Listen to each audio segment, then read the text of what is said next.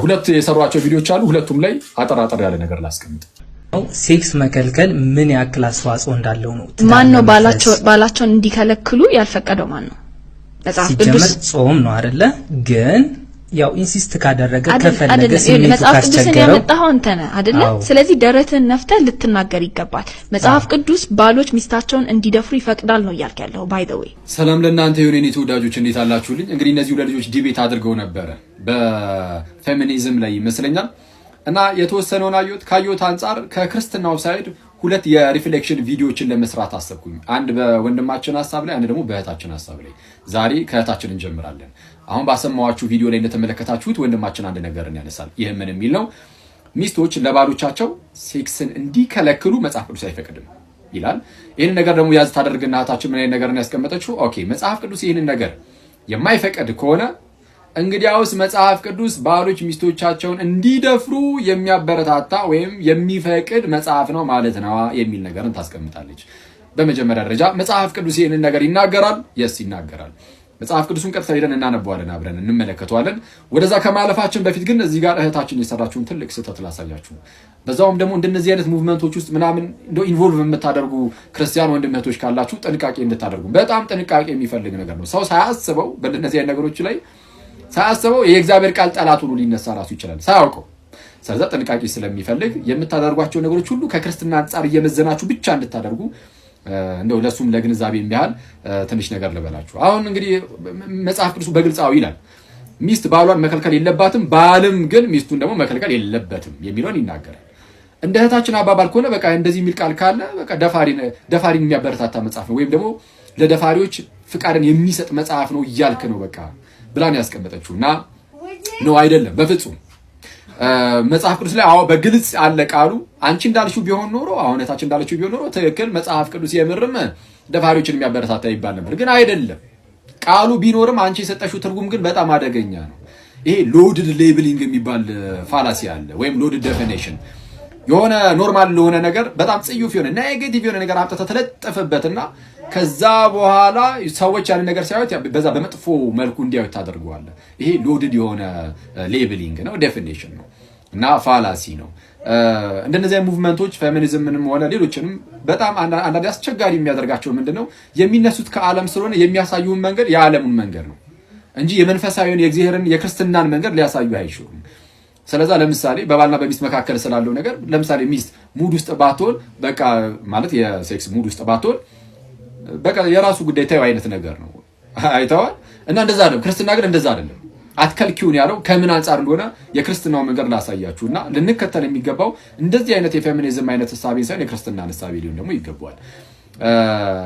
እንዳትረሱ ፕሊስ። ምንም አይነት ሙቭመንት ውስጥ ያለ ሰው ምንም አይነት በህይወቱ የሚከሰቱ ነገሮችን ሁሉ ሲመዝን መመዘን ያለበት ከክርስትና አንፃር ነው እንጂ የሆነ ውስጣችሁ ላይ የሆነ ሙቭመንት የፌሚኒዝም ለምሳሌ ሊሆን ይችላል በጣም ከፍ እያለ ሄዶ ክርስትናው ግን ዝቅ እያለ መሄድ የለበትም። ያኔ ፌሚኒዝም ሃይማኖት ይሆናል ሳታስበው። አይ ነው እንደዛ አይደለም ብትልም ሳታስበው እንደዛ ይሆናል። ከዛ በኋላ ሃይማኖት የሌለህ ሰው ሆነ ልትቀርም ትችላለህ። ስለዚህ ጥንቃቄ ይፈልጋል ሁሉም ነገር። ለማንኛውም መጽሐፍ ቅዱስ እንደዚህ ይላል። እሺ የክርስትናው መንገድ እንየው። እንደዚህ በዚህ አይነት ጉዳይ ላይ ክርስትናው ምን እንደሚል በመጀመሪያ ቆሮንቶስ መልእክቱ ቅዱስ ጳውሎስ ነው ምዕራፍ 7 ከቁጥር 2 ጀምሮ እንደዚህ ይላል። ነገር ግን ስለ ዝሙት ጠንቅ ለእያንዳንዱ ለራሱ ሚስት ትኑረው፣ ለእያንዳንዲቱ ደግሞ ለራሷ ባል ይኑራት። ስለምን ጠንቅ? ስለ ዝሙት ጠንቅ ማለት ባል ለምሳሌ አንድ ወንድ የራሱ ካልሆነች ሚስት ጋር የሚተኛ ከሆነ እሱ ዝሙት ይባላል። አንዲት ሴትም የራሷ ባል ካልሆነ ወንድ ጋር የምትተኛ ከሆነ ያ ዝሙት ነው። ዝሙት ደግሞ በእግዚአብሔር ፊት በጣም ትልቅ የሆነ ኃጢአት ነው። ስለዚህ ጠንቅ በዚህ ኃጢአት እንዳይወድቁ እያንዳንዱ ለራሱ ሚስት ኑረው፣ እያንዳንዲቷም ደግሞ ለራሷ ባል ይኑራት። አለቀ። አይቷል። ከዝሙት ለመትረፍም ጭምር። ምክንያቱም ትፈተናለህ በዝሙት። እንደዚህ አይነት ነገር ውስጥ እንዳትወድቅ በቃ የራስን ሚስት ይዛለህ። ስለዛ በቃ የራስህን ናት፣ ከሷ ጋር ነገር ትፈጸማለህ። ሚስትም ሴትም ልክ እንደዛ የራሷን ባል ታገባና ከሱ ጋር እንደፈለገች ነገር ትፈጸማለች። ይልና ቀጠል አድርጎ ባል ለሚስቱ የሚገባትን ያድርግላት፣ እንደዚሁ ደግሞ ሚስትም ለባሏ። ሚስት በገዛ ስጋዋ ላይ ስልጣን የላትም፣ ስልጣን ለባሏ ነው እንጂ ሚስት በገዛ ስጋዋ ላይ ስልጣን የላትም ተባለ። ለምሳሌ ትክክል ነው አይደለም?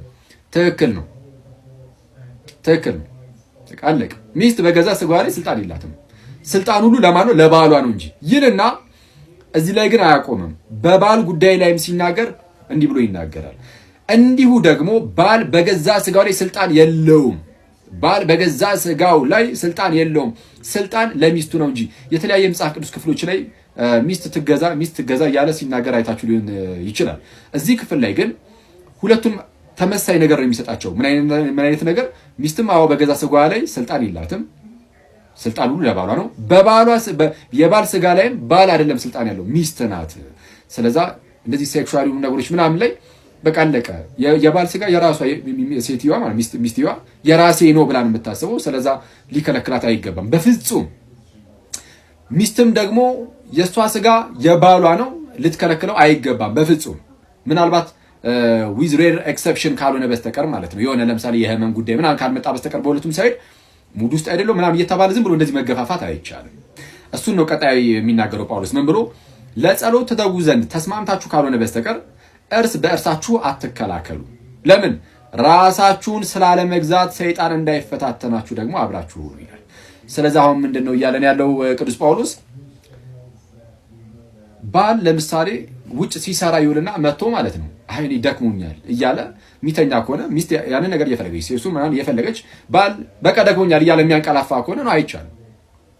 ኤነርጂህን ሙሉ በሙሉ ውጭ ላይ አሟጣ ጨርሰ መምጣት አትችልም ነው። ስትመጣ የምትጠብቅ ሚስት አለች፣ ወንድ ላጤ አይደለም። ስለዛ ግዴታ ሚስት ይሄን ነገር ከፈለገች መከልከል አትችልም። ለሷ የሚሆን ኤነርጂ ሊኖር ይገባል። ኦኬ ሶ ምንድነው እሷ እየተፈተነች በዛ ነገር ጠላሃት ልተኛ አትችልም።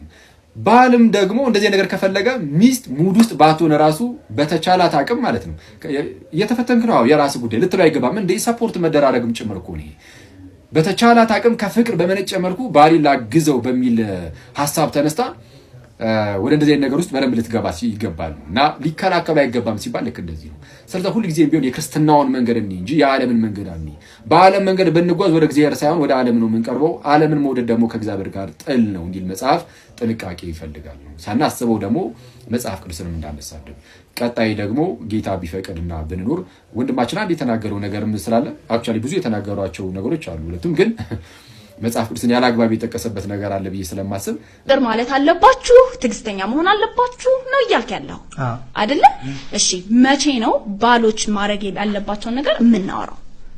ኦኬ ሶ ጥያቄ የሚጠየቁ ለዛ ነው። ባል ላይ ፎከስ አድርገህ ንገረኝ።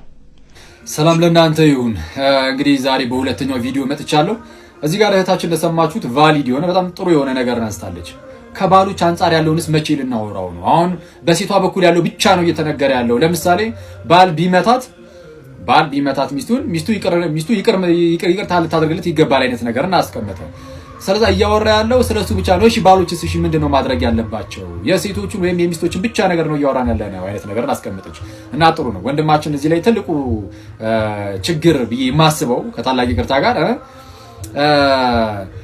ምንድነው በጣም ፎከስ እያደረገ ያለው ምንድነው ሚስትየዋ ላይ ብቻ ነው ማለት። ለምሳሌ ከተመታች የሚለው ላይ ብቻ ነው። ባል ገና ከጀምሩ እንዲመታ ማን ፈቅዶለት? አይቻልም። አይተዋል። ልክ ሚስት መከልከል የለባትም ይሄ ሴክሱ ምናምን ብለን ልክ እንደተከራከርከው እንደዚህ አይነት ጉዳይ ላይ ልክ ሲመጣ ደግሞ ግልብጥ ብለህ ኖ ባል ገና ከጀምሩ መምታት አይቻልም ብለህ መከራከር አለብህ። የክርክር አጀንዳ ተለውጦ አሁን ደግሞ ባል አረ በፍጹም መምታት የለበትም የሚል ነው መሆን ያለበት። መጽሐፍ ቅዱሳችን የሚያስተምረን ይሄንን ነው። እታችንም እንዳነሳችሁ እዛው ወይት ላይ ክርስቶስ ቤተክርስቲያንን እንደወደዳት ባልም ደግሞ ሚስቱን ይወዳት ዘንድ በቃ ይሄ የመጽሐፍ ቅዱሳችን ትእዛዝ ነው። ስለዛ እንደገዛ ስጋው አድርጎ ይውደዳት እያለ መጽሐፍ ቅዱስ ምንድነው ባል ለሚስቱ ጠባቂ ሲሆን ፕሮቫይደር መጋቢ ሲሆን አስበው ጠባቂ መሆኑ ቀርቶ ጭራሽ ራሱ ችግር ሲሆንባት ራሱ ሲቀጠቅጣት አሁን ይሄ በጣም አይ ነው። ስለዛ ማሳየት ያለብህ ሴቲቱ ይቅር እያለች ትኑር ከሚለው በፊት ገና ከጅምሩ ይሄ የችግሩ መንስኤ ራሱ ባልየው ስለሆነ ነው። በፍጹም ይሄንን ማድረግ የለበትም ሊባል ነው የሚገባው። እኔ ምንድነው የገዛ ስጋው ስር ሆነች ሚስቱ አሁን ራሱን እንደመምታት ነው። በነገራችን ላይ ሚስትን መምታት እንደው ራስን መምታት ይስቀላል ነው። ራስን መምታት እንደውም ይቀላል እንዴ። ሚስት የገዛ ስጋ ብቻ ሳይሆን ከእግዚአብሔር የተሰጠች አደራህም ጭምር ናት። ሚስት ትሆን ዘንድ ውሰዳት ተብላ ከእግዚአብሔር እንደተሰጠች ነው ልትቆጥረው የሚገባው። ልክ አንዴ ስትጋባ ከእግዚአብሔር የተሰጠችን ትጠብቃት ዘንድ ትመግባት ዘንድ እንደው ነውር እንከን ምንም አይነት ነገር እንዳይኖርባት ምንድነው በዛ ደረጃ ልትጠብቃት የተሰጠችን ሚስት እሷ ላይ እጇን የምታነሳ ከሆነ እሷ ላይ የምትበረታ ከሆነ ህይወቷን የምታከብድበት የሆነ ሲኦል የምታደርግባት ከሆነ ገና ከጅምሩ ምንድነው መነሳት ያለበት? ልጅቷ ይቅር ተበል ከሚለው በፊት በቃ ባልየው ነው አሁን መከሰስ ያለበት። ስለዛ ገና ከጅምሩ ነው ባል እንዲህ ማድረግ የለበትም። ይህን አልፎ ሲመጣ ልክ ለምሳሌ ሚስት ምናምን ሴክስ መከልከል የለባትም ብለን የለ ሰበካ የለባትም ማለት ግን በቃ ኖ ብላ ከገገመችስ ከዛ በኋላ ካለፈ በኋላ እሱ ደግሞ መጥቶ እንደው በግድ በትግል ምናምን ያን ነገር መፈጸም አለበት ወይ? የለበትም። ልክ እንደዛ ሁሉ ባልም ሚስትን ለምሳሌ በጭራሽ ሊመታት ሊያስበውም አይገባም። ግን ቢመታትስ ሚስት ተነሳ ልትፈታው? በፍጹም አይደለም። ሁለቱንም ጽንፍ ወደዛ አስወግዱትና ማዕከል ላይ ክርስትናውን መያዝ ይበጃል። ዛሬ ላይፍ ላይ ገብተን የተወሰነ እናወራለን። ይቆየን። ከመጀመሪያው ቪዲዮ እንነሳ። ከመጀመሪያው ቪዲዮ ስንነሳ ትላንት ከሰራሁት ቪዲዮ አንድ ነገር ተነስቶ ነበር። አያይዤ ሌላ የምጨምርላችሁ ነገር ይኖራል። የትላንቱ ላይ እንደውም ዛሬ ሲጨምራና ነገሮችን ስላየሁኝ እዛው ላይ ጨምር እናደርጋለን። ይህ ማሪታል ሬፕ ብለው ያነሱት ነገር አለ። በትዳር ውስጥ ያለ መደፈር ምናምን የሚል ሀሳብ ተነስቶ ነበር እና ባልና ሚስት ሲኖሩ በትዳር ውስጥ ያለ መደፈር እንዴት ያለ ነው እንግዲህ ሲያብራሩት ማለት ነው። እንግዲህ ትርጉሙን ሲሰጡት አንዲት ፌሚኒስት እህት አለች፣ አንድ ደግሞ እሱም በምሮ ሌብል የማደርገው ምንድነው ያኛው ወንድማችን የሚባለው አላቅም። እንግዲህ ጸረ ፌሚኒስት ትላል። እንግዲህ ምን እንደሚባል አላቅም፣ ግን ሁለቱ እየተወያዩ ነው እና ይህ ነገር መሀል ላይ ተነሳ። የውይይቱ ምንድነው ርዕሱ ውስጥ እንደ ሀሳብ ተነሳ። ምን አይነት ሀሳብ ነው የተነሳው? ባልና ሚስት ሲኖሩ ሴቲቱ ለምሳሌ ሚስትየዋ ማለት ነው ሴክስን መከልከል ትችላለች ወይ? ሴክስን መከልከል አቡ ካለ አስገባሃለሁ። እሺ፣ በነገራችን ላይ አላየሁም እዚህ ጋር፣ ግን ካለ እዚህ ጋር ማለት ነው አስገባሃለሁ። ሀሳቡ ላይ ትንሽ እንሄድበታለን። በተለይ ከክርስትና አንጻር ያለውን ማለት ነው ከክርስትናው ፐርስፔክቲቭ ምን እንደሚመስል ከቻልክ እንትን እላለሁ፣ አስገባህና እናወራበታለን። ጥሩ ነው ብናወራበት አሪፍ ይመስለኛል፣ ለሰውም ግንዛቤ እንዲሆን ማለት ነው። ሚስት ባሏን ልትከለክል መጽሐፍ ቅዱስ አይፈቅድም አይነት ነገር በቃ ይሄ ተነሳና ይሄ ነገር ነው አይሆንም፣ መጽሐፍ ቅዱስ ይህንን መከልከል የለበትም የሚመስል ነገር ተነሳ። ማለት መጽሐፍ ቅዱስ ይህንን ይከለክላል እያልክ ነው። መጽሐፍ ቅዱስ ይህንን ይከለክላል እያልክ ከሆነ እንግዲያውስ ባሎች ሚስቶቻቸውን እንዲደፍሩ ይፈቅዳል እያልክ ነው አለች። መጽሐፍ ቅዱስ እንደዛ ካለ ያው እንደዛ ማለት ነው። ስለዚህ ሁለት ነገር አለ። የመጀመሪያው ምንድነው? መጽሐፍ ቅዱስ ሚስቶች ባሎቻቸውን እንደዚህ ግንኙነት ምናምን እንዳይከለክሉ ወይም ደግሞ እንዲከለክሉ አይፈቅድም። አንድ የመጀመሪያ ነው። እንደዛ ካደረገ ደግሞ ኦኬ እያለ ያለው እንዲደፍሩ ይፈቅዳል ማለት ነው። እንደዛ እያልክ ነው አይነት ነገር ተነሳ። የመጀመሪያው ትክክል ነው። አዎ ሚስቶች ባሎቻቸውን ሴክስ ምናምን እንዲከለክሉ አይፈቅድም። ኦኬ እሺ፣ አይፈቅድም። ግን ሚስቶች ባሎቻቸውን እንዲከለክሉ አይፈቅዱም ብቻ ግን አይደለም። እዚህ ጉዳይ ላይ መጽሐፍ ቅዱስ ማለት ነው በምን መልኩ ቢያስቀምጠው ጥሩ ነው? የተለያዩ ክፍሎች ላይ ሚስት ለባሏ ትገዛ፣ ሚስት ለባሏ ትገዛ አይነት ነገር አለ በጣም በተደጋጋሚ ማለት ነው። ኦኬ፣ ስለዛ ባል ሁልጊዜም በቤት ውስጥ ወይም በትዳር ውስጥ ሄድ ነው፣ ራስ ነው። ባል ራስ ማለቅ። ሚስት ዝም ብላ ብድግ ብላ እኔ ራስ ልሁን ማለት አትችልም። ፌሚኒዝም ይህንን ቢያጸድቀው ክርስትና አያጸድቀውም። እሺ፣ በነገራችን ላይ ሚስት ተገልብጣ ራስ ልሁን አትልም። ስለዛ ባል ሁሌም ቢሆን በትዳር ውስጥ ራስ ነው። ራስ ሲሆን ልክ ጌታ ኢየሱስ ለቤተ ክርስቲያን ራስ እንደሆነው ማለት ነው። ቤተ ክርስቲያን ደግሞ ሁሉን በሁሉ ለሚሞላ ለእርሱ ሙላቱ ናት ስለተባለች ለክርስቶስ ማለት ነው አካሉ ናት፣ የራሱ አካል ናት። ስለዛ ባል ራስ ሲሆን የማናት ሚስት ደግሞ አካሉ ናት። ኦኬ፣ የባል አካሉ ናት። ስለዛ የገዛ ስጋው ናት። አንድ ጊዜ ጋብቻ ከተፈጸመ በኋላ ሚስት ለባሏ የራሱ ስጋው እስክትባል ድረስ ነው ምንድነው ወይም የእርሱ አካል እስክትባል ድረስ ነው የሚገለጽላት የሚነገርላት፣ በዛ ደረጃ ነው። ስለዚህ ይሄ መታወቅ አለበት። ግን ምንም እንኳን የተለያዩ ቦታዎች ላይ ባለራስ ነው ቢባልም እንኳን እዚህ ጉዳይ ላይ ግን ሴክሹዋል ምናምን ጉዳዮች ላይ ግን ሚስት በገዛ ስጋዋ ላይ ስልጣን የላትም፣ ስልጣን የባሏ ነው። ባልም በገዛ ስጋው ላይ ስልጣን የለውም፣ ስልጣኑ የማን ነው? የሚስት ነው ብሎ በግልጽ ያስቀምጣል። ሁለቱንም ተመሳሳይ ነገር ነው የሚሰጣቸው። ይሄ አንደኛ ቆሮንቶስ ምዕራፍ 7 ላይ ያለው በግልጽ እሱን ያስቀምጣል። ይሄ እንግዲህ ኤኒዌይስ ቃሉ መጽሐፍ ቅዱስ ላይ አለ በግልጽ። ግን አሁን ያች ፌሚኒስት እህታችን እንዳስቀመጠችው ኦኬ መጽሐፍ ቅዱስ እንደዛ የሚል ከሆነ ስለዛ እንደዛ እያልክ ነው ማለት ነው ተብሎ የሚደመደም ማለት የሆነ ደፋሪዎችን የሚያበረታታ ነው ወይም ለደፋሪዎች ፈቃድን የሚሰጥ ነው ብለህ እየተናገርክ ማለት ነው ወደሚል ድምዳሜ ግን አያደርስም። ይሄ ፍጹም ስህተት ነው። አሁን የመጀመሪያው ትልቁ ነገር መተማመን ያለብን ምንድነው ወይም ማወቅ መረዳት ያለብን አቡም መጥቶ ሲጽፍልኝ ነበረ። ሚስት ለምሳሌ እምቢ ብትልስ አይ በቃ ኖ እኔ ሴክሱን አልፈልግም ካለች ኤክሰፕሽኖች አሉት። በህመም ምክንያት ከሆነ ለምሳሌ ማለት ያው ክሊር ስለሆነ ነው እንደዚህ ኤክሰፕሽኖችን ይሰጣ ነው። ለምሳሌ ህመምን ይሰጣ ነው ክሊር ስለሆነ ነው። አንዲት ሴት ህመም ውስጥ ካለች ወይም አንድ ወንድም ህመም ውስጥ ካለ እንደዚህ ነገር ሊያደርጉ አይችሉም። ስለዛ መሆን ያለበት እንደው ምንድነው ሚስትየዋ ከታመመች ባልየው ምንድነው ማድረግ ያለበት ሚስቱ ከዛ ህመም እንድታገግም እንድትወጣ እንድትፈወስ እንድትድን በተቻለው አቅም በዛ በኩል ሰፖርት ያደርጋታል ይደግፋታል።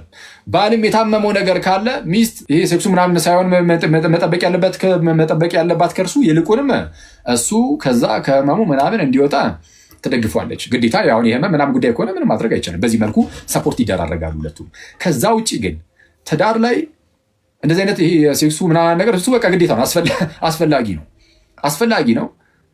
አስፈላጊ መሆኑ ብቻ አይደለም። በነገራችን ላይ ትዳር ላይ ይሄ ነገር ሲሰጥ ማለት ነው ከአንድ ፈተና ለመጠበቅም ጭምር ነው። ስለ ዝሙት ጠንቅ ነው የሚለው ጳውሎስ። ስለ ዝሙት ጠንቅ ራስን ስላለመግዛት በሰይጣን እንዳይፈተኑ እንዳይለያዩ ይላል። ስለዚህ አንዱ ይሄ ነው ጥቅሙ፣ አንደኛው ጥቅም። ስለዚህ አሁን ለምሳሌ አልኩኝ የዛ ምሳሌ ሰጥቼ ነበር።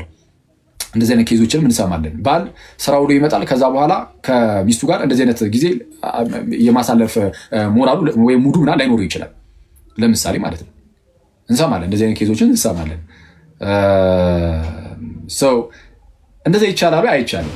ሚስትየዋ እየፈለገች ባልየው ነው በቃ እኔ ስራ አሁን እኮ ስራ ወጥቶ መምጣት ምንድነው ክፋት አለው? ምንም ክፋት የለውም። ግዴታ ያስፈልጓል፣ መስራት አለበት ምናምን እና የደከመውም እኮ ስራ እየሰራ ሊሆን ይችላል፣ እንረዳዋለን። አፍተሩ ለራሱ ብቻ አይደለም ለሚስቱም ነው የሚሰራው። ሚስቱም ፕሮቫይድ ለማድረግ ለመመገብ፣ ልጆቹን ለማሳደግ ምናምን ውጭ ወጥቶ ታትሮ ምናምን ነገር ይመጣል። ግን ደክሞት መጥቶ አይ በቃ አልፈልግም ካለ የሚደረገው ምንድነው? ሚስት የሆነ ምንድነው በትግል ምናምን የሆነ ነገር ይፈጠራል ላይባል ይችላል። እርግጥ ነው ያው ሚስቶች እንደዛ የማድረግ አቅሙ ላይኖራቸው ስለሚችል፣ ስለዛ ምንድነው የመጀመሪው በነገራችን ላይ አማራጭ መነጋገር እንደው ምናምን በቃ እሱ ወይ ይቅርታ ምናምን ጠይቆ ይሁን ምንም ይሁን እንደምንም ብሎ ያሳምናት። እንደምንም ብሎ ካላሳምናት ግን እርሱ በራሱ ብቻውን ከልካይ ሆኖ እንትን ማለት አይቻልም። በክርስትና ግዴታ እሷ እንደዚህ ነገር ከፈለገች እሱ ለእሷ የሚገባት ነገር ስለሆነ ባል ለሚስት የሚገባውን ነገር ያደርግ ስለሚል ይገባታል፣ አለቀ። ይገባኛል ካለች መብቷ ነው እንዴ። መብቱ ያለው እሷ ጋር ነው እዚህ ጉዳይ ላይ እንጂ እሱ ጋር አይደለም። እምቢ የማለት መብት የለውም። የእሷ መብት ነው። እፈልጋለሁ ካለች ይሄ የእርሷ መብት ነው። ትዳር ውስጥ ናታ። ስለዛ ለእርሷ ይህን ነገር መስጠት አለበት። እየመጣ የሚያንቀላፋ ከሆነ አስቡት፣ ውጭ ኤነርጂውን እየጨረሰ እየመጣ ከዛ በኋላ ምንድን ነው የሚፈጠረው? ፍቺ አለቀ አይደለም? እሱ ደግሞ አይቻልም ፍቺ። እሱ ላይም ትንሽ ነገር ብለዋል እዛው ውይይቱ ሄድበታለሁ እና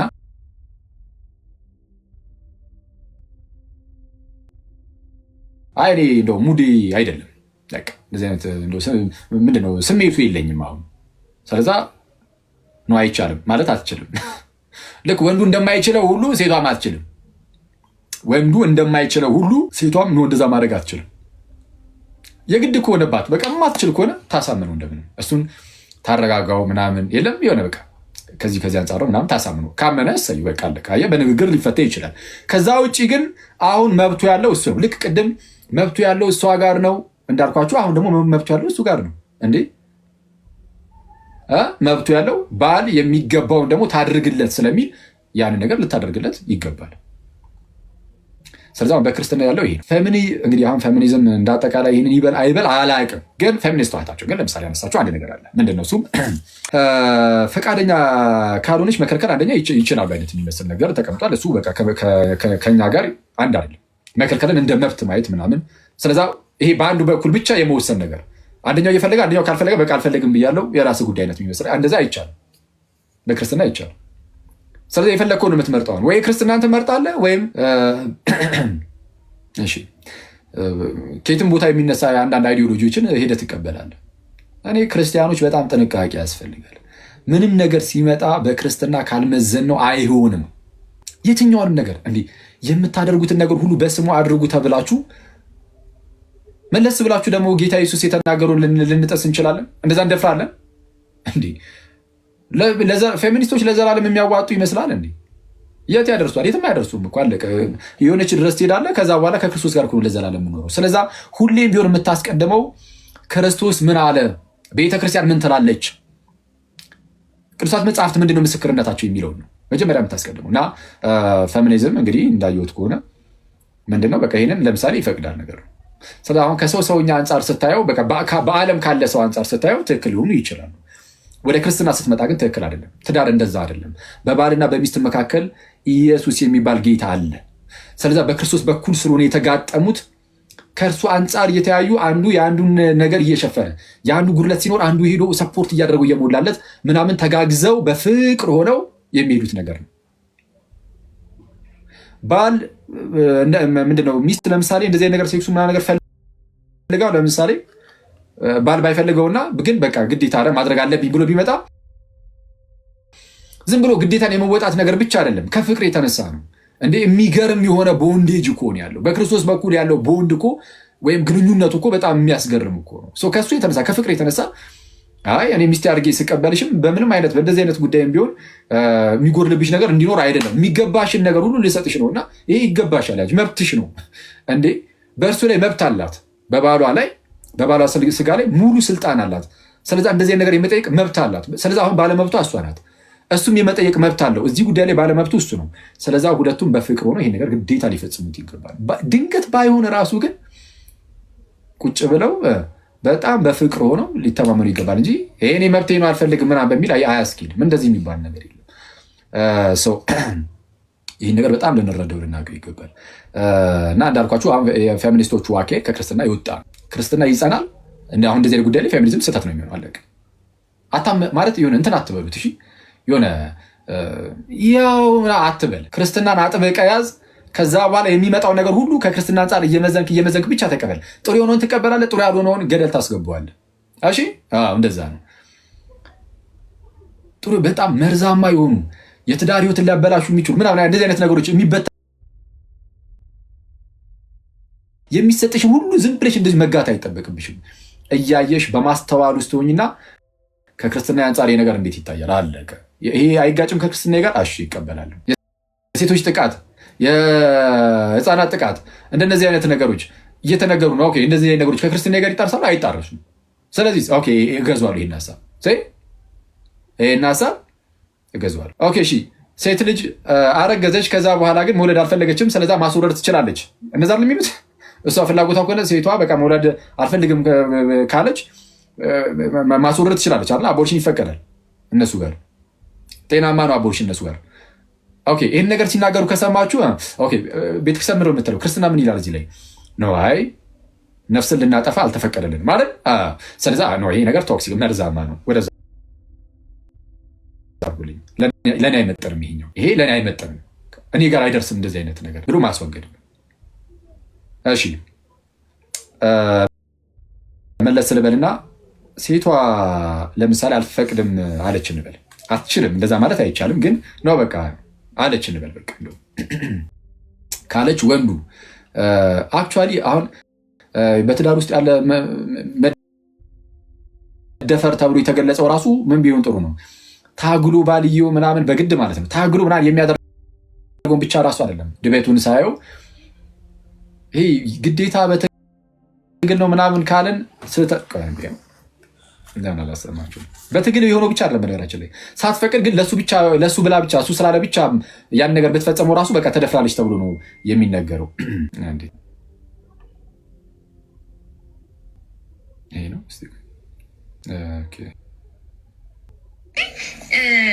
ወንዶች ፕሮቴክት አድርገዋል። ወንዶች ፕሮቴክት አድርገው ቢሆን ኖሮ ሬፕ የተደረገች ሴትም ወንድም ህፃን ልጅም ወንድም አይኖርም ነበር። በአጠቃላይ እዚህ ላይ ሜዳ አለብኝ ነው። ወንድ ልጅ ጭራሽ ፕሮቴክት የሆነ አያደርግም አይነት የሚመስል ልመጣልህ ነው። እዛ ጋር ምንመጣለን ገና ችግር የለውም። መጀመሪያ ለመሰለህ አሁን አይ ቲንክ ተመልካቾቻችን ጋር አንተም ጋር በጣም ብዙ ሰዎች ጋር ያለ ሚስኮንሰፕሽን ምንድን ነው? ሬፕ ማለት የሆነችን ሴት በጉልበት አንድ ሰው ሲደፍራት ነው። በቃ ሬፕ ማለት ያ ነው ዴፊኒሽኑ ምናምን ብለን ነው እያሰብን ያለ ነው። እና በጣም እኔ ራሷን እየደነገጥኩኝ ነው ያለሁት። እንደዛ ከሆነ እየታሰበ ያለው በጣም ብዙ የሚያጨቃጭቀን ነገር አለን። እናንተ ቆይ አንዴ በትግል ምናምን ሲያደርገው ነው በትግል ሲያደርገው ነው እንደው ሬፕ ብለን መድፈር ብለን የምንገልጸው ካለ ይህ ሚስኮንሰፕሽን ነው። በትክክል አልተረዳ ነው ማለት ነው። ማለት ነሰሳሪ በትግል መሆን ራሱ አይጠበቅበትም። ለምሳሌ ሚስት ብዙም በቃ ፍላጎቱ ሳይኖራት ግን ለባሏ ብላ ያን ነገር ብታደርገው ራሱ ለባሏ ብቻ ብላ ማለት ነው ያን ነገር ብታደርገው ራሱ በቃ መደፈር ነው ተብሎ ነው የሚታሰበው። እና ይሄ በጣም አደገኛ ነው ማለት እንዴት ነው ማለት የትዳርን ነገር እንደ አዲስ ሊመሰርቱልን ከሆነ ወይ ይንገሩና ከዛ ይንገሩንና በክርስትናው ሳይድ ትዳር በምን መልኩ መሆን እንዳለበት በግልጽ እኛ የክርስትናችን ውስጥ አለን ትምህርት አለን። ስለዚህ እሱ የምንከተለው ነገር ስላለ እኔ እሱ ላይ ስቲክ አድርጉ ፕሊዝ። ሚስት ለባሏ ብላ ያንን ነገር ልታደርግ ትችላለች። ባልም ደክሞትም እንኳን ቢሆን ግን ሚስት ስለፈለገች ብቻ ማለት ነው ሚስት ስለፈለገች ብቻ በቃ እንደው ለሷማ ይሄን ነገር ማድረግ አለብን ብሎ ተነስቶ ሊያደርገው ይችላል። ይሄ ምንም መደፋፈር ምናምን የሚያስብል ነገር የለውም። ግን ይህንን ነገር ግን ያዝ እናድርገውና ማለት ነው በትግል ይህን ነገር ቢፈጽምስ በቃ በቃ አልፈልግም ብላ ግን ኃይል ተጠቅሞ በትግል ያን ነገር ቢያደርግስ ይቻላል? አይቻልም። እንደሱ አይቻልም። የመጀመሪያው ጥፋት የሚሆነው ስቲል ማን ጋር ነው? እምቢ ያለው ሰው ጋር ነው። ሲጀመር በዛ ደረጃ የከለከለው ከከለከሉ ምንድነው እንደው ፍላጎቱ የለኝም የሚል ሰው ካለ ምንድነው የሚደረገው? ቁጭ ተብሎ በቃ ትመክርበታል። እንደው ከዚህ አንጻር ነው ብለህ ታስረዳለህ። ወንድም ለሚስቱ ሚስትም ለባሏ ታስረዳለች። ተረዳርተው ይተውታል ማለት ነው። በቃ መተው ካለባቸው ያን ነገር ለመተው ይሞክራሉ። ከዛ ውጭ ግን ይሄ እንደው በቃ እኔ አልፈልግም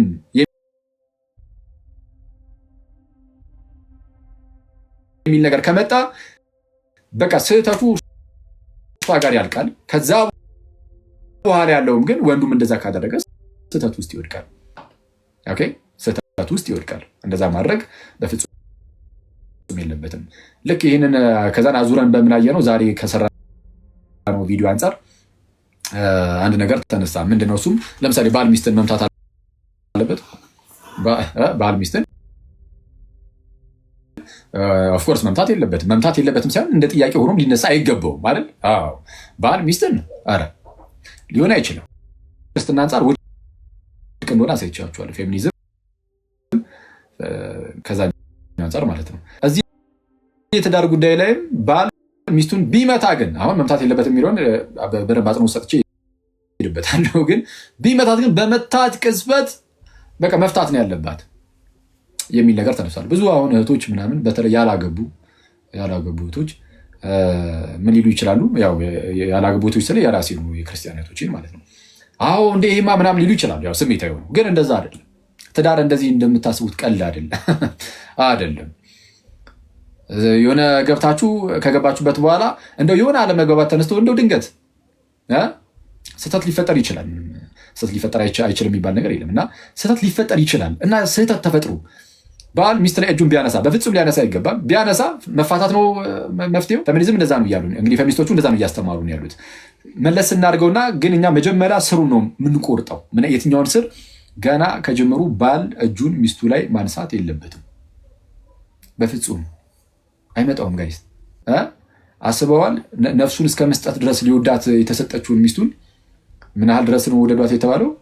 ክርስቶስ ራሱን አሳልፎ እስኪሰጥ ድረስ ቤተክርስቲያን እንደወደዳት እናንተም እንዲሁ ሚስቶቻችሁ ውደዱ ተባለ ማለት ባል ሚስቱን የሚወድበት መጠን ራሱን አሳልፎ እስከ መስጠት ድረስ ነው። ስለዛ ሞት ቢመጣ ራሱን ሊያስቀድም ማለት ነው ከሚስቱ። እንዴ እንደዚህ አይነት ፍቅር ከባል እየተጠበቀ ሞት መጥቶ ኢማጂን ራሱን በሚያስቀድምበት ደረጃ እንደዚህ ሊወዳት ከታዘዘ በጣም ሊንከባከባት ከታዘዘ በነገራችን ላይ ሊንከባከባት ሊጠብቃት ምናምን ታዟል። ምንድነው ክርስቶስ ለኢየሩሳሌም የሚያደርግላትን እንክብካቤ ክርስቶስ ለኢየሩሳሌም በጣም ብዙ እንክብካቤ ያደርግላታል አይደል? እድፈት ወይም የፊት መጨማደድ ወይም ነውር ወይም እንዲህ ያለ ነገር ሳይሆንባት ክብርት ኢየሩሳሌም ለራሱ እንዲያቀርብ ፈለገ እንደተባለ ባሎች ሚስቶቻቸውን ሁሌም መጥፎ ሊባሉ ከሚችሉ ነገሮች ሆና ይሄ አደገኛ ነው። ስለዛ አይሆንም። ይሄ አይፈቀድም ገና ከጀምሩ ማለት ነው። ስለዛ የሚመታ ድንገት ራሱ እንደዚህ አሁን የሚመታ አይነት ከሆነ ግን በቃ ጥፋቱ እሱ ጋር ያበቃለታል። ማን ጋር? ባልየው ጋር። ከዛ በኋላ ግን ይህ ነገር ተደረገ ተብሎ ግን ቅድም እንዳልኳችሁ አንድ ባል ተነስቶ ለምሳሌ በሆነ አጋጣሚ ስህተት ውስጥ ገብቶ እንደዚህ በቃ ኤኒዌይስ ተማታ እንበል። ስለተማታ ቀጥታ ትፍታ አይቻልም ማለት ጌታችን ኢየሱስ ነው ይሄን ያለው። እንግዲህ እኔ በጣም የሚያስገርመኝ እኔ ማለት ይሁን ምርጫ ነው የሚቀርብላችሁ ወይ ክርስቶስን ወይም ደግሞ ዝም ብሎ የአንድ ደንባራ ያመጣውን አስተሳሰብ ልክ እንደዛ ማለት ነው። ደንባራ ያልኩት ለምንድነው? ከክርስቶስ ጋር የሚቃረን ነገር የሚያነሳ ሁሉ ደንባራ ነው ለኔ። ክርስቶስ ከተናገረው ነገር ጋር የሚቃረን ነገር የሚናገር ሰው ለኔ ደንባራ ነው። በጣም ይቅርታ አድርጉልኝ ጋይስ፣ በዚህ ማስከፋችሁ ሰዎች ካላችሁ ማለት ነው። ስለዛ ምንድነው አሁን ጌታችን ኢየሱስ ነው በቃ ፍቺን ሙሉ በሙሉ ነው የዘጋው ነው። በፍጹም አይሆንም ነው ያለው። ስለዛ ፍቺ ካለም የሚኖረው በዝሙት ምክንያት ነው። ባል ሚስቱን ትቶ ወደ ሌላ ሴት ከሄደ ያኔ መብቷ ነው። ሚስት ባሏን ትታ ወደ ሌላ ወንድ ከሄደች ያኔ ቻው ማለት መብቱ ነው። ስቲል እንደዛ ሆኖ ግን ይቅርታ መደራረግ ከፈለጉ መብታቸው እሱ መብታቸው እንዳለ ሆኖ ግን ስቲል ግን የመፋታት መብቱ ግን ተሰጥቷቸዋል። ከዛ ውጪ ግን ባል የሆነ ስተት ተሳሳተ ሚስቱን መታት ተብሎ በቃ የፈጠነ ወደ ፍቺ ነው። ማን ያለው? በጌታ ስም በዛ ሞመንት ምናምን ብሎ ሲጠይቃት ያኛው ልጅ ማለት ነው መጀመሪያው ማለት ነው በቃ ተመታች ማለት ዳ ሞመንት ትዳሩ ተበትኗል። እኔ አሁንም ቢሆን እነግራችኋለሁ፣ አልፈራም። የፈለገ መዘግዘቅ ትችላላችሁ እዚህ ጋር ተናዳችሁ ማለት ነው። እሺ እሺ አሁን የረሳሁትን ባይሆን አሁን እንደዚህ አይነት ቃላትን ምናምን ባትጠቀሙ ማለት እኔ በተለይ ፌሚኒስቶች ምናምን ፌሚኒስትን ምናምን የምትሉ ሰዎች ሀሳባችሁን ማስረዳት ካለባችሁ ይሁን ይሄኛው እንደዚህ አይነት ወርዲንጎች ማለት ነሰሰሪ አይደሉም ማለት በቃ መተው። አትሊስት ሰዎች ሀሳባችሁን ለሀሳባችሁ ጆሮ እንኳን እንዲሰጡ ማለት ነው። ለሀሳባችሁ ጆሮ እንዲሰጡ እንኳን ቢያንስ እንደዚህ አይነት አሁን አልደግሞም ቃሉ ግን አሁን እንደዚህ አይነት ቃላትን መጠቀም ያን አላስፈላጊ አይደለም። ያው እንደዚህ አይነት ቃል አሁን የተጠቀሙት እዛ ጋር የሌለ ሰው በቃ ገና ለገና ቪዲዮ ሲወጣ የሚናደር ሰው ሊኖር ይችላል። በቃ እናንተ ራሳችሁ እንዲሆኑ አረ በጌታ በኢየሱስም እና ለዚህ አሁን ክርስቲያን መሆን አይጠበቅብንም። ክርስቲያን ሳንሆንም ግን ነገሮችን በተቻለን አቅም የምርም አሁን ያመንበት ነገር እኮ ትክክል እንደሆነ እርግጠኞች ከሆንን ያ ነገር ሰዎች ጋር እንዲደርስና በሰዎች ሕይወት ውስጥም ደግሞ እንዲሰራ ከፈለግን ሰዎች ጆሯቸውን እንዲሰጡን ማድረግ አለብን። እንደዛ ደግሞ የምናደርገው ለቲኔጀሮች በሚሆን አነጋገር እየመጡ እንደዚህ በመናገር ሳይሆን የትኛውም ሰው በሳል የሆነውም ሰው ሰምቶ እንደ ጆሮ የሚሰጡ አይነት አሁን እንደዚህ አይነት ነገሮችን ሲሰማ ስቅቅ የሚል ነገር ይኖራል። ኦፍኮርስ ስለዛ እንደዚህ አይነት ነገሮች ቢቀረፉ ጥሩ ነው። እንደው ሀሳብ ሼር ለመደራረግ እንዲያመች ማለት ነው። ኤኒዌይስ በተመታችበት በዛ ሞመንት በቃ መፍታትን ያለባት አይነት ነገር እና ይሄ ነገር ብዙ ሰዎችን ሊያናደድ እንደሚችል ገብቷታል እህታችን። እና ለዛ ነው አሁን ልትናደዱ ትችላላችሁ። የራሳችሁ ጉዳይ አይነት የሚመስል ነገር የተናገረችው ማለት ነው። እና ስለዛ አሁን ፍቺ የመጀመሪያ ምርጫ ሊሆንም አይችልም ራሱ አይደለም። የመጀመሪያ ምርጫም ብቻ አይደለም በነገራችን ላይ የመጨረሻ ምርጫም አይሆንም። እውነቱን ለመናገር ቅድም እንዳልኳችሁ ሁሌም ቢሆን በባልና በሚስት መካከል በሚኖረው ግንኙነት ውስጥ ባል ሁሌም እየወደደ እያፈቀረ እሷን እየተንከባከበ እንደዛ ሊኖር የሚገባው፣ ሚስት ደግሞ ሁልጊዜም ቢሆን ባሏን የምትፈራ አይደል? ባሏን የምትፈራ ወይስ አትፍረው? ባሏን የምትፈራ ይላል ጳውሎስ ይላል እንደዛ መጽሐፍ ቅዱስ ይላል። እንግዲህ አሁን እኮ በጣም እኮ እኔ ክርስቶስን በጣም እኔ አንዳንድ ክርስቲያኖችን እንዳየሁት ከሆነ ማለት ነው ኢቭን መጽሐፍ ቅዱስን ራሱ ኮምፕሮማይዝ የሚያደርጉ ምናምን አሉ ማለት የሆነ በፌሚኒዝም ስመጣባቸው መጽሐፍ ቅዱስ የሚሉ አይነት ማለት ነው። ብዙዎቹ ፌሚኒስቶች ደግሞ ጭራሽ ክርስቲያንም አይደሉም። በጣም የሚያስገርመው ነገር ጠንካራ ክርስቲያን ሆኖ ፌሚኒስት ካለ ወይ ከእንደዚህ አይነት ሰው ጋር ዋሉ። አለበለዚያ አንዳንዱ ይመጣና ሴት እኮ ፈጣሪ ናት አምላክ ናት የምትል አይነት ፌሚኒስት ትመጣባለች። አንዳንዱ መጽሐፍ ቅዱስና እኔ ምን አገባኝ ከፈለገ ይሻሻል የሚል ፌሚኒስት ትመጣባለች። ከእንደነዚህ አይነት ሰዎች ጋር እየዋላችሁ በኋላ ላይ ምንድን ነው እናንተ እንዴት ነው እየተሰራችሁ የምትሄዱት? ራሱ እንዴት ነው የምትሰሩበት? እና ሁሌም ቢሆን በተቻለን አቅም ክርስቶሳዊ የሆነ መሰራት ነው በህይወታችን ውስጥ መኖር ያለበት እንጂ እንደዚህ አይነት በቃ ዓለማዊ በሆነ መንገድ ምናምን ነው አስቸጋሪ ነው ይሄ ጋይስ። በኋላ ላይ ትጎዱበታላችሁ። እርግጠኛ ሆኜ ነው የምነግራችሁ። በተአምር ከክርስቶስ ጋር ያላችሁን ህይወት ራሱ የሚያሻክር ነው የሚሆነው። ስለዛ በጣም ጥንቃቄ ይፈልጋል እና ፍቺ መፍትሄ አይሆንም ማለት ነው። ፍቺ መፍትሄ ሆኖ አያውቅም ራሱ። ታዲያ ምንድነው እየተደበደበች ትኑሮ? በፍጹም አይሆንም። እየተደበደበችም መኖር የለባትም። እውነቱን ለመናገር እንደ ክርስቲያን ማለት ነው እንደ መስቀል ልትቆጥረው ትችላለች። እንደዚህ አይነት ነገር አሁን ይህንን ስል እንደዚህ ነገሮችን እያበረታተው አይደለም። አሁን ወዲያውኑ ትዊስት የሚያደርጉት ነገር አለ። ትዊስት ያደርጋሉ የሚነገሩ ቃላቶች ነው። ኦኬ ስለዛ እየተደበደበች ትኑር በቃ እንደ መስቀል ቆጥረዋለሁ ብላ ነው። እንደዛ አይደለም ያልነው። ግን አንዳንድ ጊዜ ግን እንደዚህ አይነት ነገር ሊፈጠር ይችላል። መከራዎቻችንን አናቃቸውም። ጌታችን ኢየሱስ ሲናገር መስቀሉን ተሸክሞ የማይከተለኝ ለእኔ ሊሆን አይገባውም ብሎ አልነበረ? አንዳንድ ጊዜ በህይወታችን ውስጥ የምንሸከማቸው መስቀሎች እንደነዚህ አይነት ነገሮችም ሊሆኑ ይችላሉ። አናቅም። ግን ምንም ሆነ ምን ግን በተቻለ አቅም ባልየው በሚገባ ተመክሮ ክርስቲያን ከሆነ በንስሐ አባት በኩል ምናምን እኔ ቀኑና መሰጠትም ካለበት ቀኑና እየተሰጠውም ቢሆን በጣም ይሄ ትዳሩ ጥሩ መሆን አለበት። በትዳሩ ውስጥ ሴት ያ የትዳሯን ቦታ እንደ ሲኦል ልታዩ አይገባም ጋይስ አይደል? እንደ ሲኦል የሆነ እንደ ችግር ቦታ የምታማርርበት። በስመ አብ እንደዛ አደረገች ማለት እኛ ክርስቶስን ነው የምናሰድበው ማለት ባልየው ክርስቶስ ኢየሱስን ነው የሚያሰድበው። ቤተክርስቲያን ጌታችን ኢየሱስ ራሱ ሆኖላት እንደ ሲኦል ራሷን ስታይ እንደማለት እኮ ነው። ስለዚህ የክርስቶስ ድክመት አለ እንደማለት ማለት ነው። እንደዛ እንዳልሆነ ሁሉ አሁንም ደግሞ በባልና በሚስት መካከል በሚኖረው ግንኙነት ውስጥ ሚስት በህይወቷ ውስጥ ትዳሯን የምታማርር እንደዚህ አይነት መፍጋት ያለበት ባል ነው። ሚስት በዛ ደረጃ መፍጋት የለባት። ሚስትን ማስፈጋት ራሱ አደገኛ ነው። በእርግጥ አሁን እንፍጋ ነው መሰለኝ ጥያቄው እንደዛ ነው መሰለኝ። ግን መሆን ያለበት ግን ባል የሚፈጋ ነው መሆን ያለበት። በቃ ገንዘብ ለማምጣት መፍጋት ያለበት ባል ነው። ሚስት ግን ብታግዘው ግን ወጣ ኦኬ እሺ አገዘችው ይባላል። እሱም ደግሞ ቤት ውስጥ ሲመጣ ደግሞ ቢያግዛት ምንም ጤናማ ነው፣ ምንም ችግር የለውም። አሁን አንዳንድ ሰው ማለት ቢያግዝ ማለት የሚችለውን ብቻ አይደል? አዎ የማይችለውን ወጥ ሰራ የማይችለውን የሆነ ነገር አድርግ ምናምን የሚለው መቼስ ማንም አይኖርም። ኦፍኮርስ ግን እሷ ብዙን ስራ እየሰራች እሱ ቢያግዝ፣ ውጭ ላይ ደግሞ እሱ ብዙን እየሰራ እሷ ሄዳ ብታግዘው ምንም ችግር ጤናማ ነው። ኦኬ እሱ ውጭ ወጥቶ ብዙን እየሰራ እሷ እንደው በትንሹም ቢሆን እየሄደች ብታግዘው ምናምን ጤናማ ነው። ቤት ውስጥ ብዙን እየሰራች እንደው አጋዥም ካለ ከዛ የሚተርፈውን የሚሰሩት ራሱ አሁን አጨቃጫቂ ያልሆነ ነገር ለሚዲያ ላይ መጥቶ ሰው እንደሚነታረክበት ራሱ አላውቅም። ግን ሄዶ ቢያግዛት ምንም ችግር የለም። ባል ዝቅ ብሎ የሚስቱን እግሯን ቢያጠዋት ምንድን ነው ትሞታለህ? አንበሳው ትሞታለህ ወይ? ችግር አለው እንዴ?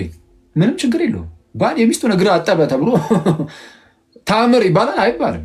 ችግር የለውም። አሁን ይሄ ዝም ብሎ እንደው ይሄ በአንድ ሳይድ ፌሚኒዝም በአንድ ሳይድ ደግሞ ፌሚኒዝምን በጣም የሚቃወም ደግሞ ሌላ ጽንፍ ይሆንና እዛ ሩቅ ለሩቅ ሆኖ እየተወራወሩ እዚህ መሀል ላይ ሆነን ክርስቲያኖች ደግሞ አንናወጥ በእንደነዚህ አይነት በሚወራወሩ ነገሮች የሆነ ስቴይ ፊርም ምናምን ክርስትና ከዛ በኋላ ክርስትና ምን እንደሚለያያችሁ ብቻ እሱን ብቻ መከተል ማለቅ። የሚነዳን ማንም አይደለም። ራሱን ሲግማ ብሎ የሚጠራው ጀለስም አይደለም። ራሷን ፌሚኒስት ብላ የምጠራው ቆንጂትም አይደለችም። ማንም አይመራንም። የሚመራን ራስ የሆነን የሃይማኖታችን ጀማሪና ፈጻሚ ሊቀ ካህናትና ሐዋርያ ጌታችንና መድኃኒታችን የኢየሱስ ክርስቶስ ብቻ ነው። አለቀ። ኦኬ ሰው አንዴ ነገር መጣብኝ። ሰው ከዛ አንጻር እንመለከተው ይገባል እናንተ ሰዎች እና ሁሌም ቢሆን የክርስትናውን መንገድ መከተል መልካም ነው። ዝም ብሎ የእልህ አይነት ጉዳይ ምናምን እሱ አይደለም እኛ ጋር ያለው። እሷስ ምን አደረገች? አንተ ባልዮስ ምን አደረገና ነው? ሚስትየዋስ ምን አደረገ? እሱን አፋችንን ዘግተ ነው ማድረግ ያለብን ምንድን ነው? ሚስት በጣም ጥሩ እንድትሆንልን አይደለ? ሚስትየዋ በጣም ጥሩ እንድትሆን ሁሌም በባሏ ስር እንድትሆን እንዳታማር ምናምን ለእሷ የሚያስፈልጋትን ባልዮ መስጠት ይኖርበታል። አስቀድሞ መስጠት ያለበት ባልዮ ነው። ልክ አስቀድሞ ክርስቶስ ለኢየሩሳሌም እንደሰጠ አስቀድሞ ለሚስት የሚያስፈልገውን መስጠት ያለበት ባል ነው። ባል ለሚስት የሚያስፈልገውን ሁሉ በሰጠ ቁጥር ሚስት ደግሞ በፍቅር ሆና ለእርሱ የምትገዛ እርሱን ባሏን የምትፈራ ባሏን የምታከብር የምትወድ እርሷም እንደዛው ልክ ትሆናለች ማለት ነው። በዚህ ውስጥ እውነተኛ ትንሿ ቤተክርስቲያን ትመሰረታለች። በመካከላቸው ክርስቶስን አድርጓል። የሚወልዱ ልጆች ቅዱሳን ይሆናሉ። አለቀ።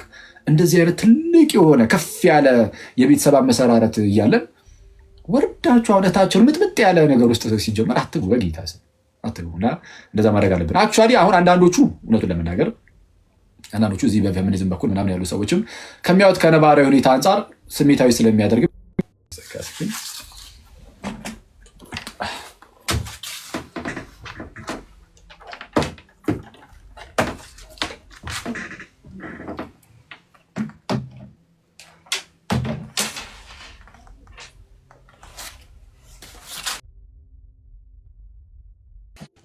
ያንን እያዩ አንዳንድ ሰዎች አይ እንደው በጣም እንደው አስቸጋሪ ነው፣ በጣም እየተሰቃየን ነው እህቶች ሊባል ይችላል። ያለው ነባራዊ ሁኔታ በጣም አደገኛ ነው፣ ግልጽ ነው። ባለፈው ጽፌ ነበር አይደል? ለእኔም ቴሌግራሚ ላይ ለማስታወስ ያህል ምን ብለን ነበር የጻፍነው ራሱ? እሺ በጣም ቤተክርስቲያን ልትሰራበት የሚገባ ነው ብዬ አስባለሁ። ባለፈው ጽፈን ነበር ይሆነ ቤተክርስቲያን በጣም ልትሰራ የሚገባው ብዬ የማስበው ሌላው ነገር በባልና በሚስት መካከል ያለው ግንኙነት ላይ ነው የሚል ነገር ጽፌ ነበር። በተለይ ባል አምባገነን መሆን የለበትም። በጣም ብዙ ባል እየሰከረ የሚገባ ሚስቱን የሚያስመርር ጭራሽ የሚማታም በአጠቃላይ ህይወቷን የሚያከብድ አለ። ጭራሽ ልጆች ደግሞ ሲኖሩ አስቡት ምን ያህል እንደሚያሳቅቅ እና ያው የብዙ ሰው አስተዳደግ እግዚአብሔርን በመፍራትና በማፍቀር ውስጥ ስላልሆነ የህይወት መንገዱ እንደ ስሜቱ እንጂ እንደ እግዚአብሔር ፍቃድ አይደለም። እና እንደው እናቶችን ወይም ሚስቶችን የሚያሳቅቁ ዘግናኝ ባሎች መስመር እንዲይዙ ቤተክርስቲያን ያው የራሷ ኃላፊነት አለባት የሚል ነገር ጽፌ ነበርና የስ አለብን። ቤተክርስቲያን አሁን ትልቅ ኃላፊነት አለባት እዚህ ላይ እንደዚህ አይነት እንዳልኩትም ዘግናኝ አደገኛ ባሎች እንዳይኖሩ እግዚአብሔርን የሚፈሩ እንዲሆኑ ወደ እግዚአብሔር እንዲመለሱ። ሰው እንደዚህ የሚሆነው በነገራችን ላይ እግዚአብሔርን መፍራት ሲያቆም ነው። እግዚአብሔርን መፍራት ሲያቆም ሰው እግዚአብሔርን ማፍቀር ሲያቆም እንደ ልቡ መጓዝ ይጀምራል፣ እንደ ስሜቱ። ለሌላ ሰው ራሱ አይጨነቅ እንኳን ለሚስቱ በቃ ለየትኛውም ሰው እንኳን ለሚስቱ ላለው እንኳን ለሌላው ለሚስቱም አይጨነቅ እንኳን ለውጭ ለሌላ ሰው ለሚስቱም የማይጨነቅ ግድ የማይሰጠው የልጆቹ ነገር ግድ የማይሰጠው ምናምን እየሆነ ይላል። ለምን? ገና ከጀምሮ እግዚአብሔርን መፍራት እግዚአብሔርን ማፍቀርን እየተወ መጥቷል ያ ሰው። ስለዚህ አሁን እንደዚህ አይነት ሰው በንስሐ መመለስ አለበት፣ ወደ ቅዱስ ሚስጥር መቅረብ አለበት። ይህንን ቤተክርስቲያን በጣም ትልቅ ኃላፊነት አድርጋ በጣም ልትይዘው ይገባል። ያኔ ባሎች በጣም ምርጥ በሆኑ ቁጥር አስቡት ትንሿ ቤተክርስቲያን እንዴት እንደምታምር ማለት ያ ቤተሰቡ ራሱ እንዴት ውብ እየሆነ እንደሚሄድ። እንደዚህ ስል በሚስቶች በኩል ምናምን በሴቶች በኩል ምንም ችግር የለም እያልኩኝ አይደለም። በጣም ብዙ አደገኛ አስቸጋሪ ነገሮች ኦፍኮርስ አሉ፣ በጣም የሚያስቸግሩ ነገሮች። ግን ብዙ ጊዜ ግን እንደዚህ አይነት ነገር ግን የሚበዛው በባል በኩል ስለሆነ ቤተክርስቲያን በጣም በባል በኩል ምናምን እንደዚህ ብትሰራ መልካም ነው እና ከዛ አንጻር እንደው ይህንን ነገር ልንመለከተው ይገባል። እና እኔ ትልቁ ነገር በቃ ማለት የምፈልገው ነገር ምንድን ነው? ክርስቲያኖች ዝም ብላችሁ አትነዱ፣ በጌታ አንነዳ። በጣም እኔ ይሄ መነዳት የለብንም፣ ለእኛ ውርደት ነው። እግዚአብሔርን በስመ አብ ውርደት ማለት ሊትራሊ ውርደት ማለት ነው።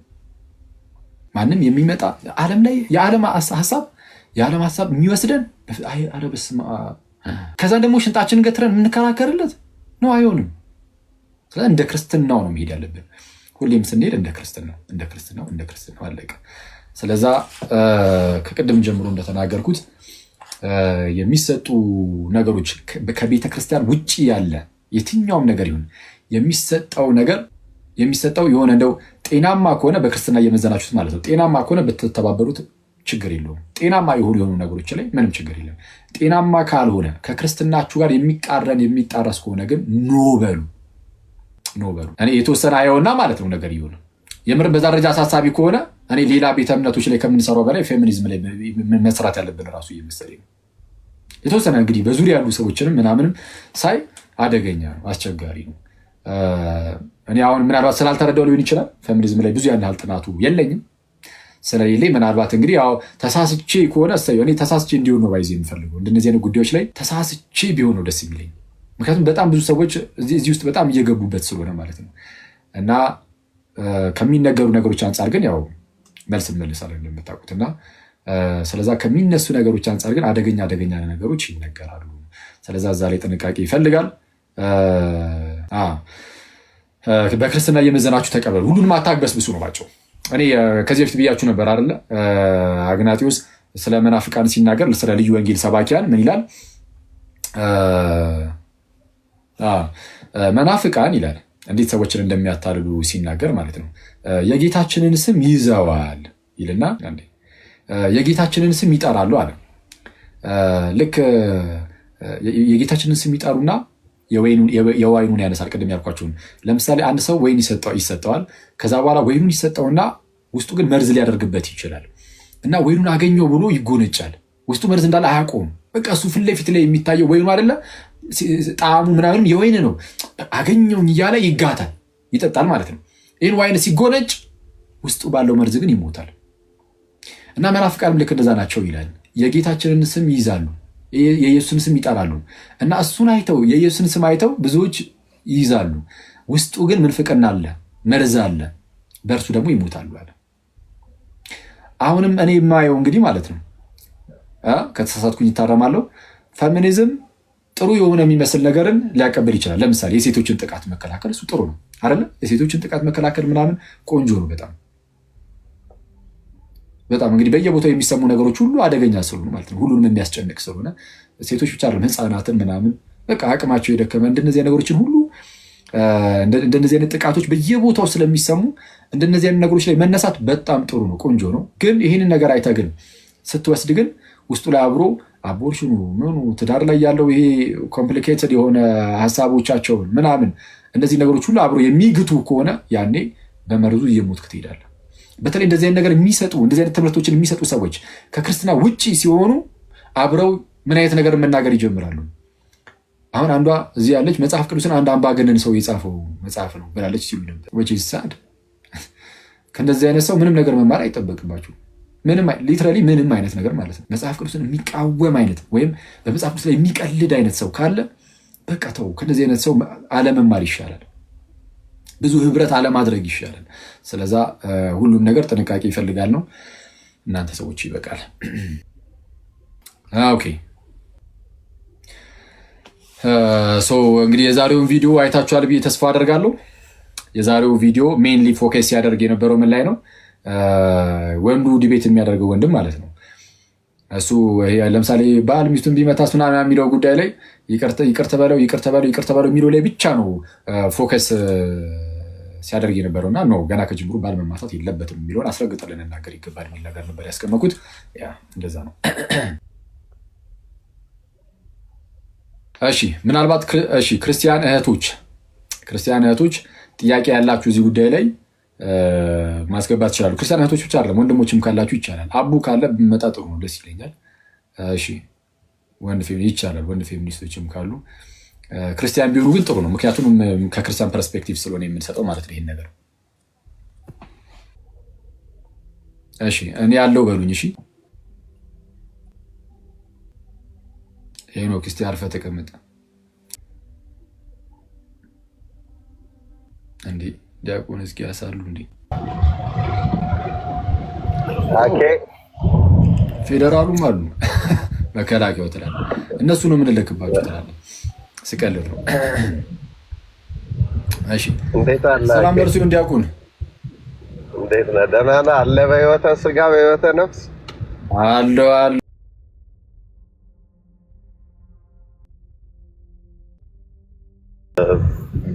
መነጋገር ብቻ ቁጣው ምናምን ሳይኖር እንግዲህ እዚህም አሉ የሚገርምህ ይመጣሉ ቤተክርስቲያንም በተቻለ እና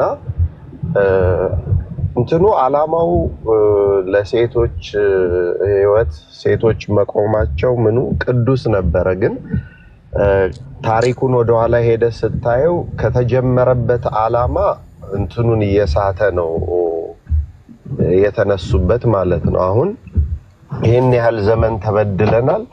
አሁን ደግሞ አምባገነንነት የሚል ነገር ነው እየያዘ የመጣው እና እንደው አቅርቦ ማስተማር ቢቻል አቅርቦ ማሳወቅ ቢቻል፣ ምክንያቱም ሞራልን፣ ሪስፔክትን፣ ይሄ ማክበርን፣ መራራትን፣ ማፍቀርን ምንን የሰጠው መጽሐፍ ቅዱስ ነው እንጂ የትኛውም ዓለም አይደለም።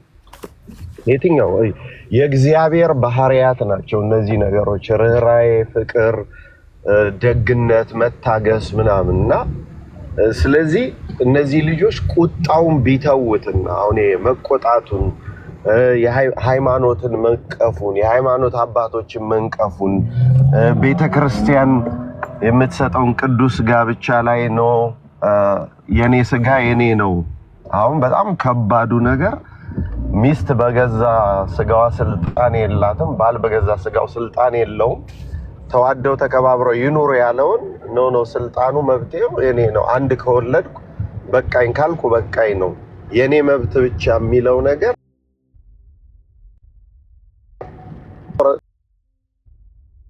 ጡትንም ጭምር ቁጣቸውን ትተው ምናቸውን ትተው መተው መወያየት ቢችሉ እንዴት አድርገው አብሮ መስራት እንደሚቻልና በየገጠሩ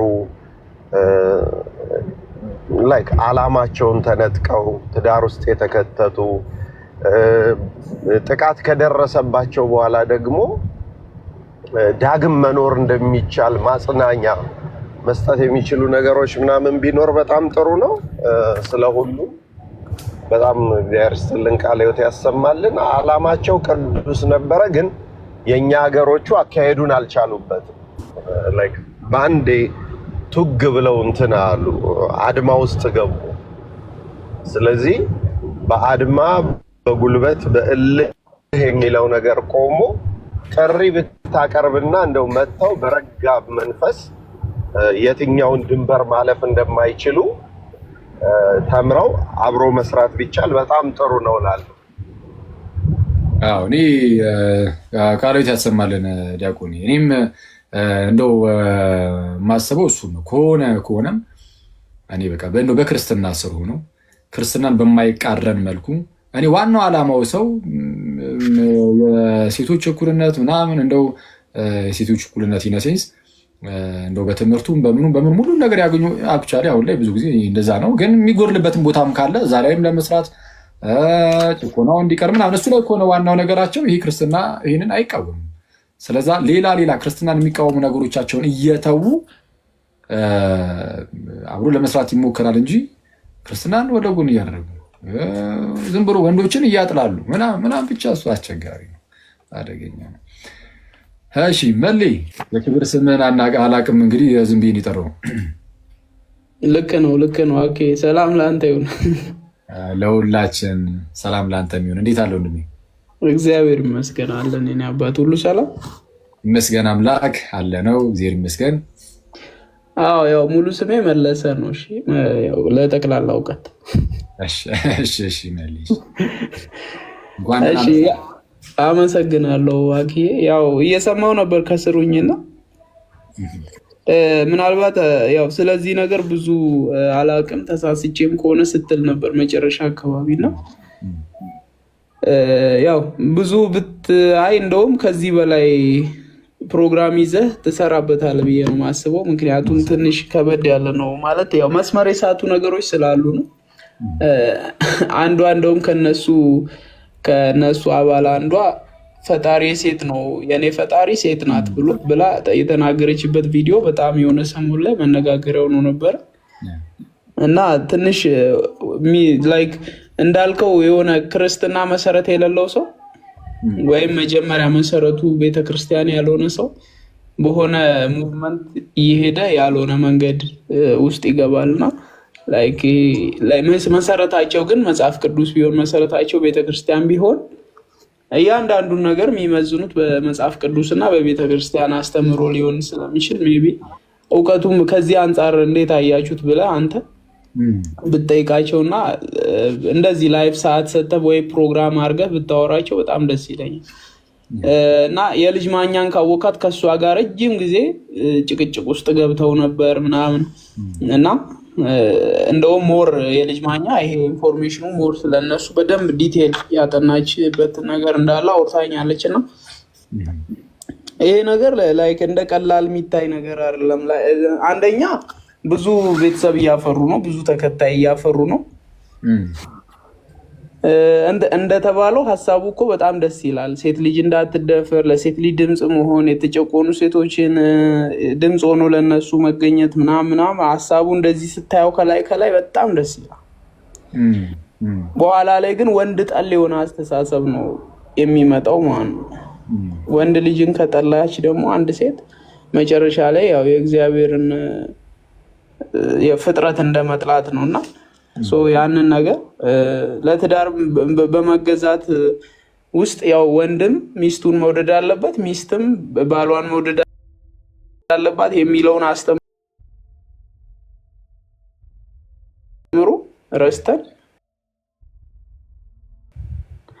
በኋላ ላይ ወንድ ጠል የሆነ አስተሳሰብ ከአበቀን እንግዲህ ቀጣዩ ጄኔሬሽን ከባድ ሊሆን ስለሚችል ያው የውጭ ሀገራት ላይ ወይም ያደጉት ሀገራት ላይ የምናየውን መጥፎ አስተሳሰብ እኛም ሀገር ላይ ልናይ ነው ማለት ነው። ነገ ከነገ ወዲያ ነው እኔ አሁን እንዲያስከው ላይክ ዲቴል አይተኸው በደንብ አይተኸው አንተ ሙሉ ግንዛቤው ኑሮ ብትሰራበት በጣም ደስ ይለኛል ለማለት ነው። አኪ አመሰግናለሁ። እሺ እግዚአብሔር ያክብርልን መል ያው እንግዲህ የተወሰነ ይሄ ነገር ቢታይ እኔም የማስበው እሱን ነው። ጭራሽ በጣም አደገኛ የሆኑ ነገሮችን እንደምናገኝ ነው የማስበው። እኔ ያው ፍላጎቴ ምንም እንከን የሌለው እንዲሆን ነው። ምክንያቱም ብዙ ክርስቲያን እህቶቼ ምናምን እንደነዚህ አይነት ነገሮች ላይ ሲሳተፉ ስላየሁኝ ምንም አይነት እንደው ክፋት የሌለው ነገር እንዲሆን ነው ምኞቴ፣ የውስጤ ምኞት።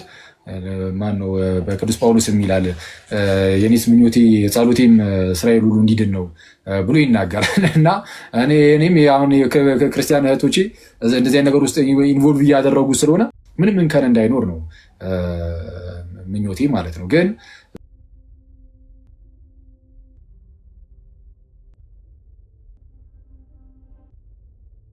ከአንድ ወንድና ሰው ግን ድብ ይመጣል ሊገርላቸው ምናምን የሚችል አይነት ድብ ማለት ነው።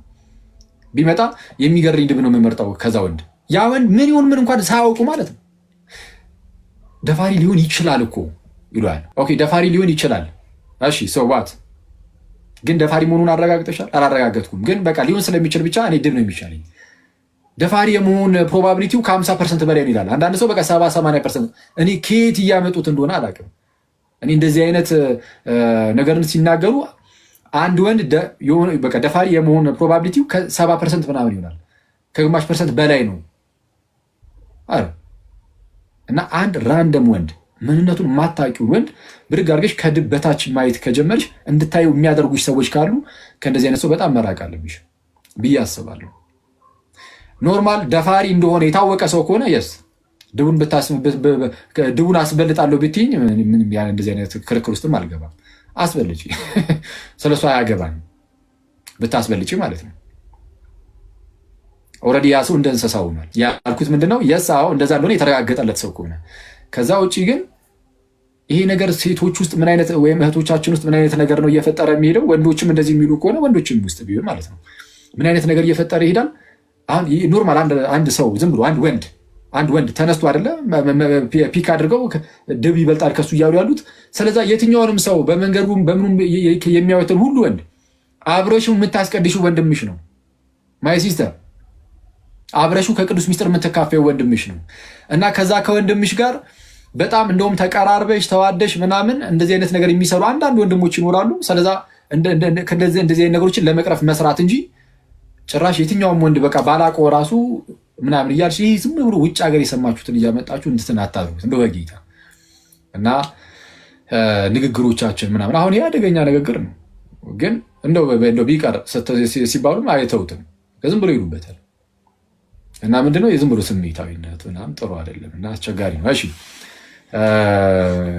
ጌቱ ሰላም በለንና ቲጂ እንግዲህ ቅድም ሳወራሽ ነበረ፣ አንቺ ትሄጂበታለሽ ማለት ነው። ጌቱሻ ይቅርታ ቲጂ አንቺ እንድታወሪበት ነው በዛው እሱ ሰላምና ብሎን አንቺ እንድታወሪ ስለፈለግኩ ነው። አኪያችን እንዴት ነው? ይመስገን አምላክ። እንዴት አለ? አለን ይመስገን ነው። ከቲክቶክ ጠፍቼ ነበር፣ ዛሬ ገና መጣው መሰለኝ። ኧረ እባክህ እንዴ! ታዲያ አትጥፋ እንጂ ምንድን ነው እንደዚህ አይነት ነገር ላይ እኮ በጣም የሚያስቸግረው ምኑ መሰለህ? ይሄ ጥቅላሎት የሚባል ነገር አለ። ጠቅላላው ስልህ ለምሳሌ አንዲት ሴት ባለቤቷ ላይ ማገጠሽ ከተባለ ድሮ ሴት ልጅ ትታመናለች የሚለው ወንድ ልታገኝ ትችላለህ። ልክ እንደዚሁ ደግሞ የሆነ ወንድ የመድፈር አይነት አደጋ ካደረሰ ሁሉንም ወንድ የመጠቅለል አይነት ነገር ማለት ነው። ለምሳሌ ከዚህ በፊት አንዲት ሕፃን ተደፈረች ተባለ። ከዛ በኋላ ወንዶችን በጠቅላላ በእንደዚህ አይነት ነገር ውስጥ መሳል ተጀመረ። ግን በሰዓቱ ደፋሪውን ሲቃወሙ የነበሩት ሴቶች ብቻ ናቸው ወይ ብሎ መጠየቅም ግድ ይላል። ምክንያቱም በጣም ብዙ ወንዶች ያንን ሰው ሲቃወሙ ስለነበረ ማለት ነው። እና ይሄ ነገሮችን መጠቅለል አስፈላጊ አይደለም። ከሴት ወገን በጣም መጥፎ የሚባሉ ሊኖሩ ይችላሉ፣ ከወንድ ወገንም ሊኖሩ ይችላሉ። ሁሉንም ግን አያጠቃልልም። እና እዚህ ላይ ራሱ በጣም መሰራት ያለበት ጉዳይ ስለሆነ ጠቅላሎት የሚባል ነገር አያስፈልግም። ሁለተኛ ደግሞ ጠዋት ስትናገሩ እንደሰማው ለእንደዚህ አይነት ችግሩ መፍትሄው ወደ ክርስትና መምጣት ነው ብለህ ነበር። ትክክል ነው። እና ወደ ክርስትና ከመጣን ኢትዮጵያ ባህል ውስጥ እንደዚህ ነገር አለ ለምን አልተስተካከለም የሚል አይነት ጥያቄ ሲመጣ ነበር። ነገር ግን አንድ ሰው ክርስትና ስለተቀበለ ብቻ ወደ ክርስትና መጥቷል ወይ ብሎ መጠየቅም እኮ ያስፈልጋል። ለምሳሌ ከጋብቻ ውጭ የሚደረግ ሩካቤ ስጋ ኃጢአት ነው። ይሄ የቤተ ክርስቲያን ትምህርት ነው፣ ይታወቃል። ነገር ግን ይህንን የሚያደርግ ምዕመን በጣም አናሳ ቢሆን ለዛ ምዕመን ምን ብለህ ነው የምትመክረው? ወደ ክርስትና ኑ ብለህ ነው የምትመክረው። እና እዛ ሰዎች በስም ክርስቲያን ሊሆኑ ይችላሉ፣ ግን ክርስትና የሚያዘውን ነገር እየፈጸሙ አይደለም። ስለዚህ ወደ ክርስትና ኑ ስትላቸው ከጋብቻ ውጭ የሚደረግ ሩካቤ ስጋ ይቀራል ማለት ነው። በተመሳሳይ ጭቆናው ቢኖር እንኳን ባህል ውስጥ ወደ ክርስትናው ኑ ብትል ክርስትናው ምን ይሰብካል ነው ትልቁ ነገር። ክርስትና ደግሞ እኩልነትን ነው የሚሰብከው።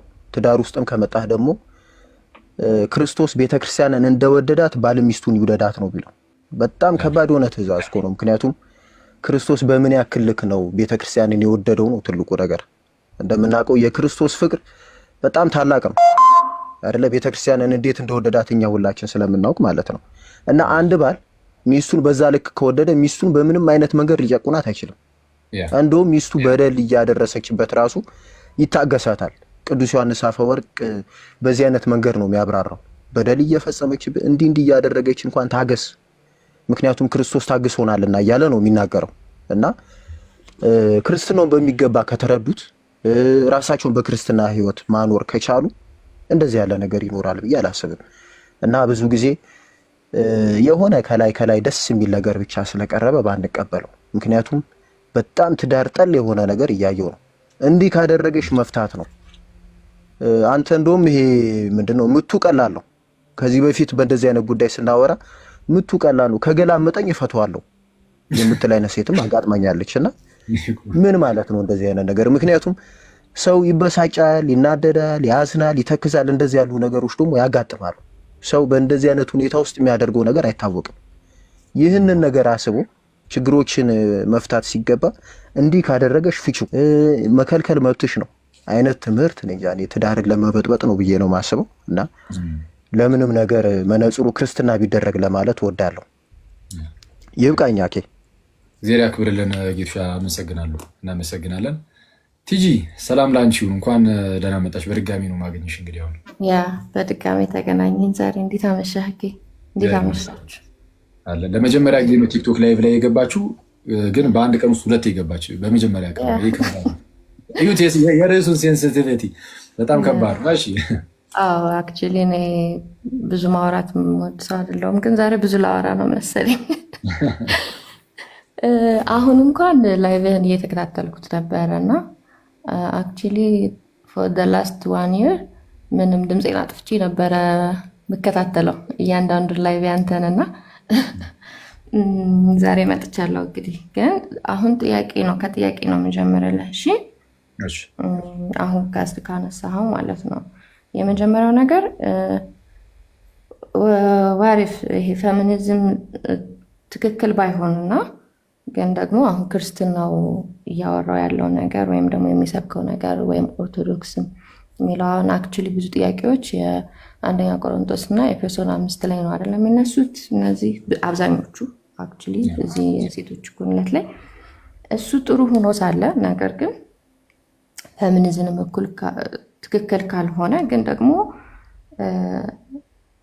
ፌሚኒዝምን ተውን እሺ አንከተልና ጥሩ አይደለም። ምክንያቱም ይዞት የሚመጣውም ተጨማሪ መርዝ አለ የሚባል ሳምሃው እኔ የማምንበት ነገር አለ። ምክንያቱም የፌሚኒዝም ሙቭመንት መነሻው ኦርቶዶክሲ አይደለም ወይም ክርስቲያኒቲ አይደለም። በቃ በአጠቃላይ ሴቶችን ማዳን ነው። ሰው አንድ እምነት የሌላት ሴት የተደፈረችን ሴት ወይም ደግሞ በሆነ መንገድ የመጣን ጽንስ አስወርጅል ማለት ለሷ በጣም ቀላል ነው። ምክንያቱም ከኦርቶዶክሲ ፐርስፔክቲቭ አይደለም የምታየው ማለት ነው።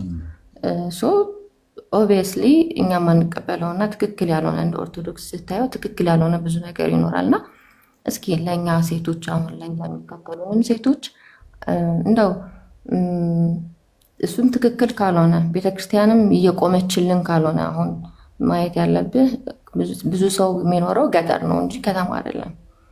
ኢቨን ከተማ ውስጥ እንኳን የምንሰማው ጉድ ጆሮ ጭው የሚያደርግ ነው። እኔ በበኩል የምሰማው ጉድ በጣም ብዙ ነው። እንደነገርኩ በጣም ሰዎች ላይ ስለምሰራ ማለት ነው ሳይኮቴራፒ ላይ ስለምሰራ በጣም ብዙ ጉድ ያጋጥመኛል እና ምንድነው አሁን እኛ ምን እናርግሽ ማለት እንደ አንድ ኮሚኒቲ እንደ አንድ ሴቶች አንድ አሁን እኔ 2 ሴት ልጆች አሉኝ። እኔም ሴት ነኝ። እህቶች ሴቶች ናቸው። በአካባቢ ያሉት ሴቶች ከ10 9 ሲጎዱ ያለው በወንድ። ይሄ ምንም ያለ ምንም ማጋነን ያለው እውነታ ያ ነው። ስትወጣ የሚያስፈራ ነገር ነው ያለው።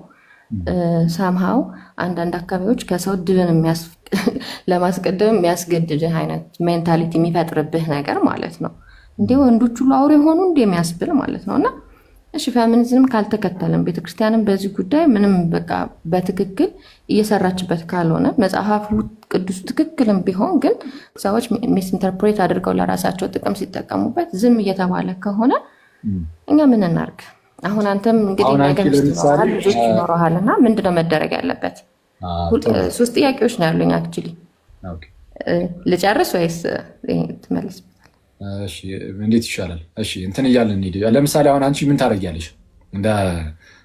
አሁን አንቺ ያው እንግዲህ ፌሚኒዝም ምናምንም ትደግፊያለሽ ሰማው፣ ግን ከክርስቲያን አንጻር እያየሁ ነው ምናምን የምትይው ነገር አለ። ጥሩ ነው እሱ በጣም በቃ እኔ እንደዛ ከተሆነ ችግር የለም። ግን ፌሚኒዝምን ሙሉ በሙሉ እንተወው በራሱ ብንል ብለሻል እና እንደዛ አላልኩም። አክቹዋሊ ሙሉ በሙሉ ተውት አይደለም፣ ግን ማለት ፌሚኒዝምን ሙሉ በሙሉ ተውት አተውት ሳይሆን ኢትስ ኦኬ። እኔ ቢተውም ችግር የለብኝም። አሁን ፌሚኒዝም የሚለውን ኮንሰፕት ትተን ፕሮቴክት የሚደረጉበት ነገር እስካለም የሆነ ሲስተም እስካለ ድረስ ለምሳሌ ምንድን ነው ልታደርጊ የምትችይው? እኔ እንደ አንድ ሴት ላደርግ የምችለው ራሴን ፕሮቴክት ማድረግ ነው ከእንደዚህ አይነት ሪሌሽንሺፕ ማለት ነገሮች ታደርጊያለሽ። አይ ለሌሎቹ እንጂ ያው እንደ ሙያ እንደ መሰጠት ነው። አሁን እኔ በራሴ ነግሬያለሁ፣ የሳይኮሎጂ ባለሙያ ነኝ። ሰው ያሉትን ባዮሎጂካሊም ኒውሮሎጂካሊም እነዚህ ኢቨን ማህበረሰብ ኮሚኒቲ ላይ ያሉትም ነገሮች ስነልቦና ላይ ባሉት መንገድ ሴት ልጅ ራሷን ፕሮቴክት እንድታደርግ በቻልኩት መጠን እሰራለሁ፣ እየሰራሁም ነው አክቹሊ።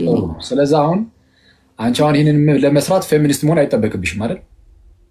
በቃ አንድ ኦርቶዶክስ ሰው መሆን ነው የሚጠበቅብኝ። የሰው ነገር ግድ የሚለኝ በተለይ የሴቶችና የህፃናት ጉዳይ ግድ የሚለኝ ከሆነ ላደርገው እችላለሁ። ትክክል። ስለዚህ አሁን እንደ አንድ ኦርቶዶክስ እህት ያንን አድርጊ።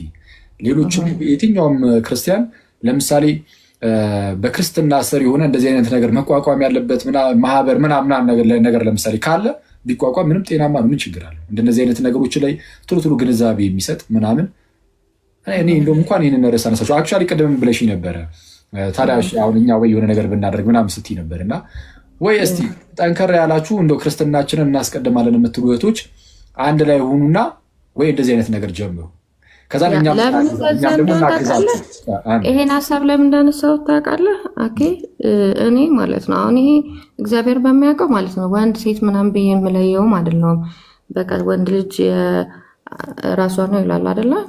የሴት ልጅ ራሷ ነው ይላል ክርስቶስ። እግዚአብሔር አብ ለክርስቶስ ራሱ በዚህ ጉዳይ እመጣለሁ። አክቹሊ ሴት አካሏ ናት እና የሚያድንም እሱ ስለሆነ ይላል አይደለ? አካሉን የሚያድነው ራስ ስለሆነ ይላል እና እኔ ራስና ቅዱስ ዮሐንስ አፈወርቅም እንደሚለው በራስና በአካል መካከል ያለውን ተዋህዶ ማየት አለብን ምን ያህል ጥልቅ እንደሆነ እና ምላይ ምነጣጥል አይነት ሰው አይደለሁም። ግን መሬት ላይ ስንወርድ ምን እንደምሰራለው መሰለህ ይሄ ራሳቸው መሸከም ማይችሉት ሌሎች ያሸክማሉ የሚሉ አይነት እንዲሆኑብን አልፈልግም። ምክንያቱም ቅዱስ ዮሐንስ አፈወርቅን የምጠቅስ ሴት መጣችብን እያልኩት በጣም ነው የምወደው ባይዘወይ አንድምታዎች ነው ማለት ነው። አዲስ ለምናቋቁመው ክርስቲያናዊ ፌሚኒዝም ሊቀመንበር አድርገናታል። እሺ ቀጥይ። እግዚአብሔር ያክብርልኝ። ልበሉ ተስኪድን ግን እንደዛ ይላልና ራሳቸው መሸከም የማይችሉትን ሌሎች ያሸክማሉ የሚባል አይነት ነገር እንዳይሆን እፈራለሁ። በሁለቱም ጽንፍ ማለት ነው። አሁን እኔ ለሴቶች ነው አሁን ላኪም ፐርስፔክቲቭ ለፌሚኒስቶችም አይደለም የምቆመው። አሁን ፌሚኒስቶች የሚያስቀምጡት ነገር አለ በራሳቸው መንገድ ኢዚም ስለሚሆን አሁን መተው፣ መናደድ፣ በጣም ኃይለኛ መሆን፣ ፍራቻ ምናምን ኢዚ ነው ነገሮችን ለመተው። ሰው እነዛ ነገር ሴቶች ላይ ሲያጠልቁ አሁንም ጫናው ያለው ሴቶች ላይ ነው። በዚህ በኩል ደግሞ ማለት ነው ይሄ እንደ መስቀል ተከታዩ ብለሃል ማለት እንደ መስቀል ማንም ራሱን ይካድና እኔ መስቀል ተሸክሞ ይከተለኝ ብሏል እና ልክ እንደዛ አድርጋችሁ ቁጠሩት። ትዳር ውስጥ ባልሽ ቢደበድብሽ ምናምን አይደለም ላይ አይ ቆይ ሁሌ እንደዛ ይሁን እኮ አይደለም። አንዳንዴ እንደዚህ አይነት ነገር እንደዛ ሳይሆን ሳምሃው ጥሩ የሆነው ሰውዬ ሳምበት የሆነ ቀን ቢደበድብሽ እንደ ኑር ይሄ ነገር እንደ ኑር መታየት የለበትም ማለት በቃ ይሄ ነገር ያው ባሎቻችሁ እንዳለ ባል ሁሉ ለሚስት መስቀል መሆን የለበትም በፍጹም። እንዴ እንደዛማ አይሆንም። አልፎ አልፎ እንደዚህ ነገር ግን ሊያጋጥም ይችላል። ትዳር ውስጥ አለመግባባት ቢፈጠርና ያ ሰውዬ ባልየው ሚስቱን ቢደበድብ አንድ ቀን ልትችዩ ይገባል። ለመስቀል አድርገሽ ይሆን ሁሌም ጥሩ ነገር የለውም ነው ሳምሃው። ግን እነዚህ ነገሮች ግን ማለት ነው አሁን ዝም ብለህ እንዳንድ ሴት እንዳንድ ክርስቲያን መሆን እንደምትፈልግ ከክርስቶስ ጋር መኖር እንደምትፈልግ እሱን ማስቀየም እንደማትፈልግ አንድ ሴት ከዛ ደግሞ በጣም ህይወት ያስመረራት ጫና ያስመረራት አንድ ሴት ሁለቱም ጽንፍ ለእሱ አስቸጋሪ ነው ብዬ አስባለሁ። ማለት በቃ ወደ ራሷ መምጣት የምትችለውን ነገር መውሰድ ያለባት ይመስለኛል። እና ሁላችንም ላይክ አሁን ይሄ ሁሉ ነገር ሲመጣ ማለት ነው ስፔሲፊክሊ ለሴቷ ብቻ ማለት ምክንያቱም አሁን አንድ ሴት ለምንድን ነው ትዳር ሴክስ ላይ እምቢ የምትከለክለው ትዳሯን? ምክንያቱም ብለህ ስታየው ብዙ ተጽዕኖ አለው መሬት ላይ ስትወርድ ማለት ነው። ትዳር ደግሞ ምን ያህል ጫና እንዳለው ኢትዮጵያ ውስጥ ሁላችንም ሴቶች የምናውቀው ነው። ኦርቶዶክስ ሆነን በቃ ኦርቶዶክሳዊ ሚስት ሆነንም ማለት ነው። እና በዛ ጉዳይ ላይ አንተ እንዳልከው እኔም ቅድም እንዳልኩት አክቹዋሊ ቢሰራበት ማለት በቃ ለእኛ ስፔሲፊክሊ ሱት የሚያደርገን ነገር ቢፈጠር ጥሩ ነው ብዬ አስባለሁ። ምክንያቱም ቀላል አይደለም። ስለዛ እኔ እንዴት ነው አሁን አንድ ቆይ ጋይስ ኮመንቱን እንደዛ አታርጉት እሺ፣ ከይቅርታ ጋር ማለት ነው እንትን እንዳይላቸው እንዳይከፋቸው ምናምንም እንደዛ አታርጉት ኮመንቱን። እና እሺ አሁን ምንድነው አሁን ዝም ብዬ ስሜታዊ ሆኜ ምናምን ነገር እንዲሁም ብዬ አልደመደምም። ግን እኔ አሁን ውስጥ ያለውን ከቴክሽን ቅድም ስናወራም ያው ረስቸው አሁን ቅድም ሳላነሳው ቀረውኝ እንጂ እያሰብኩት ነበር። እና ከዚህ በፊትም በእርግጥ እንደቀላል አድርጌ ጽፌው ነበር ቴሌግራም ቻናሌ ላይ የምታስታውሱ እኮ ነገር ኦኬ፣ አንቺ ካለሽ ክርስቲያናዊ የሆነ ፌሚኒዝም ወይ እንመስረት በቃ ምናምን ስል ትዝ ይልሻል።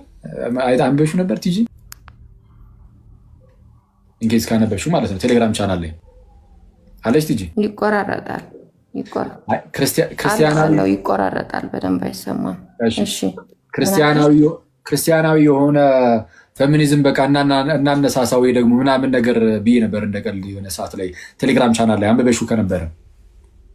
እሺ ኤኒዌይስ ሁሉንም ነገር አነባለሁ አንተ ፖስት የምታደርጋቸውን ቴሌግራም ላይ። እሺ ብዙ ጊዜ እየጻፍኩኝ ስለማጠፋ እሺ በቃ ያው እንግዲህ አጋጣሚ አጥፍቼዋለሁ ማለት ነው ሳታዩ እና እንደዛ እያልኩ ነበር። እና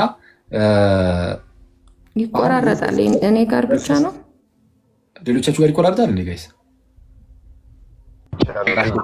ይሰማል፣ እኛ ጋር ይሰማል በደንብ። እሺ እስቲ አሁን እንደዛ ባልልም ግን ወይ የሆነ ማህበር ነገር ክርስቲያናዊ ማህበር ነገር ቢኖር በጣም ጥሩ ነው። ያ ክርስቲያናዊ ማህበር ለክርስቲያኖች ብቻ ሳይሆን ለሌላውን ቤተ እምነት የሚሰራ ሆኖ በተለይ ደግሞ ክርስትና ላይ ደግሞ ሰዎችን ወደ ክርስቶስ የሚያቀርብ አሁን ሌሎች ቤተ እምነቶች ላይ በቃ ካሉ ያሉ ነገሮችን ብቻ ማገዝ ይቻላል። ወደ ክርስትና ሲመጣ ግን ወደ ክርስቶስ የሚያቀርብ አይነት ማህበር ምናምን ነው።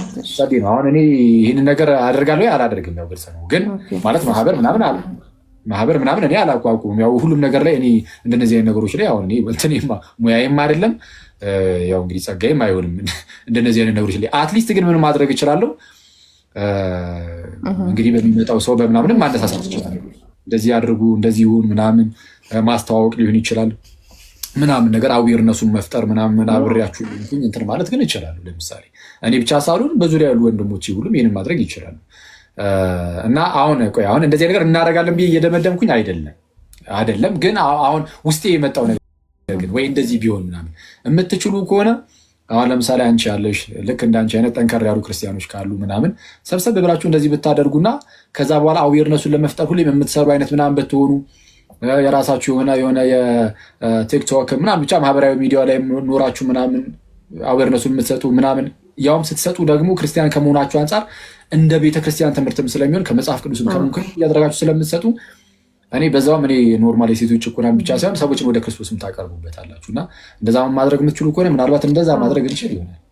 ሜይ ቢ እንደዚህ ሀሳቡ ካለሽ አክቹዋሊ ምን አስባለሁ መሰለህ፣ አሁን እንደነገርኩህ እኔ ክሊኒካል ሳይኮሎጂስት ነኝ እና ብዙ ጊዜ ኒውሮሎጂካል የሆኑ ነገሮች እናያለን በእኛ ትምህርት፣ ሳይኮሎጂካል ኢሞሽናል የሆኑ ነገሮች እናያለን። እና አሁን ለምሳሌ አንድ ባል ሚስቱ የሚደፍርም ከሆነ የሚደፍረው የሰውየው ኢሞሽናል ኢንቴሊጀንስ ሎ መሆን፣ ራሱን መግዛት አለመቻል፣ ከትራውማ ጋር የተያዙ ነገሮች፣ የበታችነት ስሜት፣ የሰልፍ ስቲም ጋር ምናምን የተያዙ ነገሮች ናቸው። ሴት ልጅ ደግሞ አንድን ነገር ስትከለክል ለባሏ በጣም የምትወደውን ባሏ ጋር ሴክስ ማድረግ ፍላጎቷ ሲጠፋ ሆርሞናል ቸንጆች ይኖራሉ፣ ሳይኮሎጂካል ነገሮች፣ ኢሞሽናል ነገሮች ይኖራሉ። እና አንድ ሰው ኢቨን ከፌሚኒዝም ጋር ወይም ደግሞ ከሴት ልጅ ኢኳሊቲ ጋር ብቻ ሳይሆን እለት እለት ማደግን፣ ወደ ክርስቶስ መሄድን፣ በክርስትና ትልቅ ደረጃ መድረስን ማያያዝ ያለበት ይሄ ነገር ከሳይኮሎጂ ጋር ይያያዛል ብዬ አስባለሁ። ማለት አሁን የኔ ሙያ ስለሆነ ብቻ ሳይሆን ሁሉም ሰው በቃ ሂውማን ቢንግ እስከሆነ ድረስ የስነ ልቦና ጉዳይ አለው። በስሜት ነው የተሰራንበት ጭቃ እና ሁሉንም ነገር ይሄ ፐርሰናል ዲቨሎፕመንት ላይ የሚሰሩ አሁን ብዙ ጊዜ ሞቲቬሽናል ስፒከር ነን የሚሉ ሰዎች፣ የአእምሮ ጤና ላይ የሚሰሩ ሰዎች፣ ራስን ማደግ ላይ የሚሰሩ ሰዎች ምንም ነገር በክርስቶስ በቃ በኦርቶዶክስ በጣም የተቃኘ ቢሆን ጥሩ ነው ብዬ ነው ማምነው እኔ እንደኔ ማለት ነው። ኢቨን ራሱ ሕክምናውን የግድ ከነጭ ሙሉ በሙሉ ማምጣት አለብን ብዬ አላስብም። ምክንያቱም ኦርቶዶክስ የሆነ ሳይኮቴራፒ ብንፈጥር ኢትዮጵያዊ የሆነ የራሱ ብዬ ነው ማስበው። ሰው ያንተን ሀሳብ ሙሉ በሙሉ ደግፋለሁ በዚህ ጉዳይ ላይ ማለት ነው። ግን ጥያቄ ምን አሉን ዲያቆን እስኪያስ ጥያቄ አለኝ ለአንቺ። አሁን አኬ ያቀረበው ሀሳብ ጥሩ ነው እና ግን አሁን አንቺ ሁለት ሴቶች አጠገቤ ያሉ እህቶች ያሉ አክስቶች ብዙ ሴቶች በዙሪያሽ እንዳሉ አለ አይደል? ፌሚኒዝም አያስፈልግም ሳይሆን ትልቁ ነገር ቤት ውስጥ አንቺ ይሄንን ኃላፊነት ወስደሽ ሁለቱ ልጆችሽንና እህቶችሽን ብታድኚ ሁሉም ሰው በየቤቱ ቢሰራ አዌርነስ ፕሮግራም ቢኖር በየጊዜው በአመት 4 ጊዜ የግዴታ ለሁሉ ነገር ማህበር ማቋቋም ያለብን አይመስለኝም። ግን አሁን አንቺ ቤት ውስጥ ይሄን ነገር ምን ያህል ቤተክርስቲያን እኮ እንደዚህ ነው የምትለው አቅማታ ላይክ ተቋሞች ተከፍተው ምን ተብለው እንትን ባይሰራበትም ነገር ግን ትክክለኛ የቤተክርስቲያን እምነት የክርስቶስና የቤተክርስቲያን አይነት ግንኙነት ነውና እናንተ ለባሎቻችሁ እንደዚህ ነው መሆን ያለባችሁ፣ ትምህርት ቤት እንዲህ ነው፣ ስራ ቦታ እንዲህ ነው መሆን ያለበት። እቤት ውስጥ ክርስቲያናዊ ሴትነትን አንቺ ብታወርጂው ሌሎቹም ቢያወርዱት። አሁን እኛ የተቸገርነው ምንድነው? ባለፈው አሁን ሽምግልና ተቀምጠናል። ምን አይነት ሽምግልና ተቀመጥን? አረ ምን አባቱ ደግሞ ለሱ ብለሽ እንዴ የሴቶች መብት በተከበረበት ሀገር ብለዋት በሙሉ ገፋፍቷት የ15 አመት ትዳሯን ጥላ ወጣች። በሙሉ በቃ 15 አመት የኖረችበት 3 ልጆች የወለደችበትን ትዳር ጥላ ወጣች። ግን የመከሯት ምክር ጠቅላላውንም ቆይ እስቲ መታረቅ ይሻላል። ላውም እኮ የረባ ጸብ ቢሆን የረባ ጸብ አይደል አፋቷትና እሷ ምን አባክ ከዚህ በላይማ አልጨቆንም ብላ ወጣች። ለጊዜው አፓርትመንት ተከራየች። እነሱ ወደ ትዳራቸው ተመለሱ። እሷ ብቻዋን ቀረች። ከዛ በኋላ ልጁ 1 አመት ጠበቃትና አገባ። አሁን እሱ ወልዶ ደስታውን ይኖራል፣ እሷስ ብቻዋን። እነዛ የመከሩት ሰዎችስ የራሳቸውን ትዳር ይዘው ቁጭ ብለዋል። ያላገቡት እየዞሩ ክለብ ይጨፍራል። አሁን ይሄ በየትኛው መስፈርት ነው ልክ የሚሆነው? ስለዚህ እኔ ላንቺ የምጠይቅሽ ጥያቄ ምን ያህል አንቺ ቤት ውስጥ ይሄን ነገር ትሰሪበታለሽ ነው ወይስ አሁን ሁለት መካሪዎች ነው ያሉት? ክርስቶስ እንደሰጠን መንፈሳዊነት እንኑርና አረ የሴት መብት በተከበረበት ዘመን ላይ እንዴት ትደፈሪያለሽ? በጭራሽ። አሁን ሁለቱ አይስማሙ። መብትሽን አስከብሪ ሌላ ነገር ነው፣ ጥጋበኛ ሁኚ ሌላ ነገር ነው። ሁለቱ የተለያዩ ናቸው። እኛው ነገረን የጥጋበኝነቱ ነው። ኦኬ አሁን ዲያቆን እስኪያዝ እዚህ ላይ ልለው የምችለው ነገር ምንድነው? ክርስቲያናዊ ሴትነትን አንስተዋል። ኦፍኮርስ አሁን እንግዲህ እኔ ባለትዳር ነኝ። በትዳር ውስጥ 7 ዓመት እኖራለሁ። በልጅነቴ ነው ያገባሁት። ግን እየኖርኩበት ነው። ኑሮዬ አንዱ ትምህርት ነው ብዬ አስባለሁ። በጣም በጣም ማለት እሱም ምርጥ ባል ነው። እኔም ጥሩ ሚስት ለመሆን እየሞከርኩ ነው። ክርስቲያናዊ ሴትነትን ብዙ ጊዜ ሴቶች ክርስቲያናዊ ሴትነትን ተሰብከዋል ብዬ ነው የማስበው። ፌሚኒዝም ከሰበከው በላይ እድሜ ልኳን ሴት ልጅ ክርስቲያናዊ ሴትነትን ስትሰበክ ነው የኖረችው። ወራባው ክርስቲያናዊ ባልነትን፣ ወንድነትን አሁን እኛ ኦፍኮርስ ሴቶች ያን መመከር አለባት። አክቹሊ እኔ መቻል የሚለውን ቃል አልወደውም። መቻል ሳይሆን ማለፍ የሚለውን ነው የምወደው። የቻልከው ነገር አንድ ቀን ይሰበራል።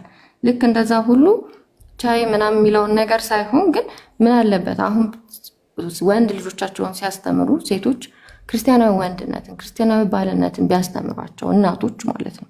ኦፍኮርስ እኔ ሴት ልጆች ክርስቲያናዊ ሴትነት አስተማርኩ። ግን እቺ ክርስቲያናዊ ሴት መሆን የምትፈልግ ሴት የክርስቲያናዊ ሴትነቱን ይዛደገች ያኛውስ ባልየውስ የምታገኘው ወደፊት ፊውቸር የምታሳድገው የሱ አሁን የኔ ልጅ ፊውቸር ባል እያሳደገችው ያለች ሴትዮ ክርስቲያናዊ ባልነትን እያስተማረች ነው ወይ? የእኛ ኮሚኒቲ ችግር ይሄ ይመስለኛል። እናቶች ሴት ልጆቻቸውን ሲያስተምሩ የሚያስተምሩት ላይ ክርስቲያናዊ ሴትነትን መያዝ እንዳለባት፣ ቻይ መሆን እንዳለባት፣ ይሄ የሁሉም ወንዶች ባህሪ መሆን ባይዘወይ በዚህ ጉዳይ እንዳውም ወንዶችም አቢዩዝ የተደረጉ ይመስላል። አይችልም፣ ስሜቱን መቆጣጠር አይችልም። ልትቆጣጠርለት የምትገባ እሷ ናት። ሴክሹዋሊ ከከለከለችው ቢደፍራት ተጠያቂ እሷ ናት ምናምን የሚል ነገር ይሄ ራሱ ወንድ ልጅ ችሎታውን አቢዩዝ ማድረግ ይመስለኛል። ሶ ክርስቲያናዊ ሴትነት ላይ ሊሰራ ከሚገባው ክርስቲያናዊ ወንድነትና ባልነት ላይ ሊሰራ ይገባል ብዬ አስባለሁ። ከዛ ውጪ እኔ አሁን ሳይኮቴራፒ ስሰራ ብዙ የትዳር ኢሹ ይገኛል። በተቻለኝ አቅም ትዳር ውስጥ ከመጨረሻው እንዲቀጥል ነው። አክቹሊ አሁን ሳይኮቴራፒ ሲሰጥም አሁን ለምሳሌ እንደዚህ ትዳሩ ማይሆን ከሆነ ራሱ አይሆንም አይባልም ኢቨን ማለት ነው። ውሳኔው ለነሱ ነው የሚተወው። ግን ብዙ ጊዜ አሁን ጫናው ፍችም ላይ ያለው ጫና እኮ ሴት ነው። እንደዛም ብለው አሁን ዲያቆን እስኪያዝ እንዳሉት ውጪ ተብላ ትዳር በነዛ ሰዎች አውቃለሁ። እኔም እንደዚህ የሚሉ ሴቶች እንዳሉ አውቃለሁ። ማለት ውጪ ወንዶችም ሴቶች ማለት ብዙ ጊዜ እንደውም ሴቶች ምን በዚህ ዘመን ምናምን እንዳሉት ማለት ነው። እኔም አጋጥሞኝ ያውቃል። ግን ከወጣችን በኋላ እኮ በጣም ፍቺ ከባድ የሚሆነው ለሴት ነው። በጣም ፈት መባል ምናምን በጣም ከብዷቸው ራሳቸውን ሊያጠፉ ሞክረው እኛ ጋር የመጡ ሰዎች እንኳን አውቃለሁ 2-3 ማለት ነው። ፍቺን መቋቋም አቅቷቸው ማለት ነው። እና ኮሚኒቲ ውስጥ ያለው የሴት ጋር ያለው አስተሳሰብ ገና ብዙ የሚሰራበት ገና በሁሉም በኩል ያለው ማለት ነው። በቃ በእኛ የተቀኘ ነው ብዬ አላስብም። መጽሐፍ ቅዱሱንም በእኛ ቃኝተነውም ከሆነ እየሰራንበት አይደለም። ከነጮችም ቀጥታ ያመጡት እነዚህ ፌሚኒስቶችም ማለት ነው በትክክል ስቲል ጫናው ያለው መሀል ላይ ላለ ነው ለእኛ ሴቶች ነው፣ ኦርቶዶክስ ለሆንን ሴቶች በተለይ ደግሞ ማለት ነው። እና እንዳሉት ሁሉም ሰው የራሱን የቤት ስራ ቢሰራ ነገ ምቹ የሆነች ለሴቶች፣ ለህፃናት፣ ለኦርቶዶክስ ምቹ የሆነችን ሀገር መፍጠር እንችላለን ኦፍኮርስ። እና እኔ በቻልኩት አቅም እየሰራው ነው። ከዚህ በላይ ብሰራ በጣም ደስ የሚለኝ ነገር ነው። በሱ ላይ ጥያቄ የለኝም። ጥሩ ነው። እንደዚህ እንደተባለ ሁሉም በቤቱ ቢሰራ ምናምን ጥሩ ነው። ይሄ በአጭሩ ልጆች ሲያድጉ እግዚአብሔርን መፍራትን ተምረው ካደጉ እኔ በቂ እኮ ነው። እኔ ሰው ቀንም ብለነው ነበርና ሰው ከክርስትናው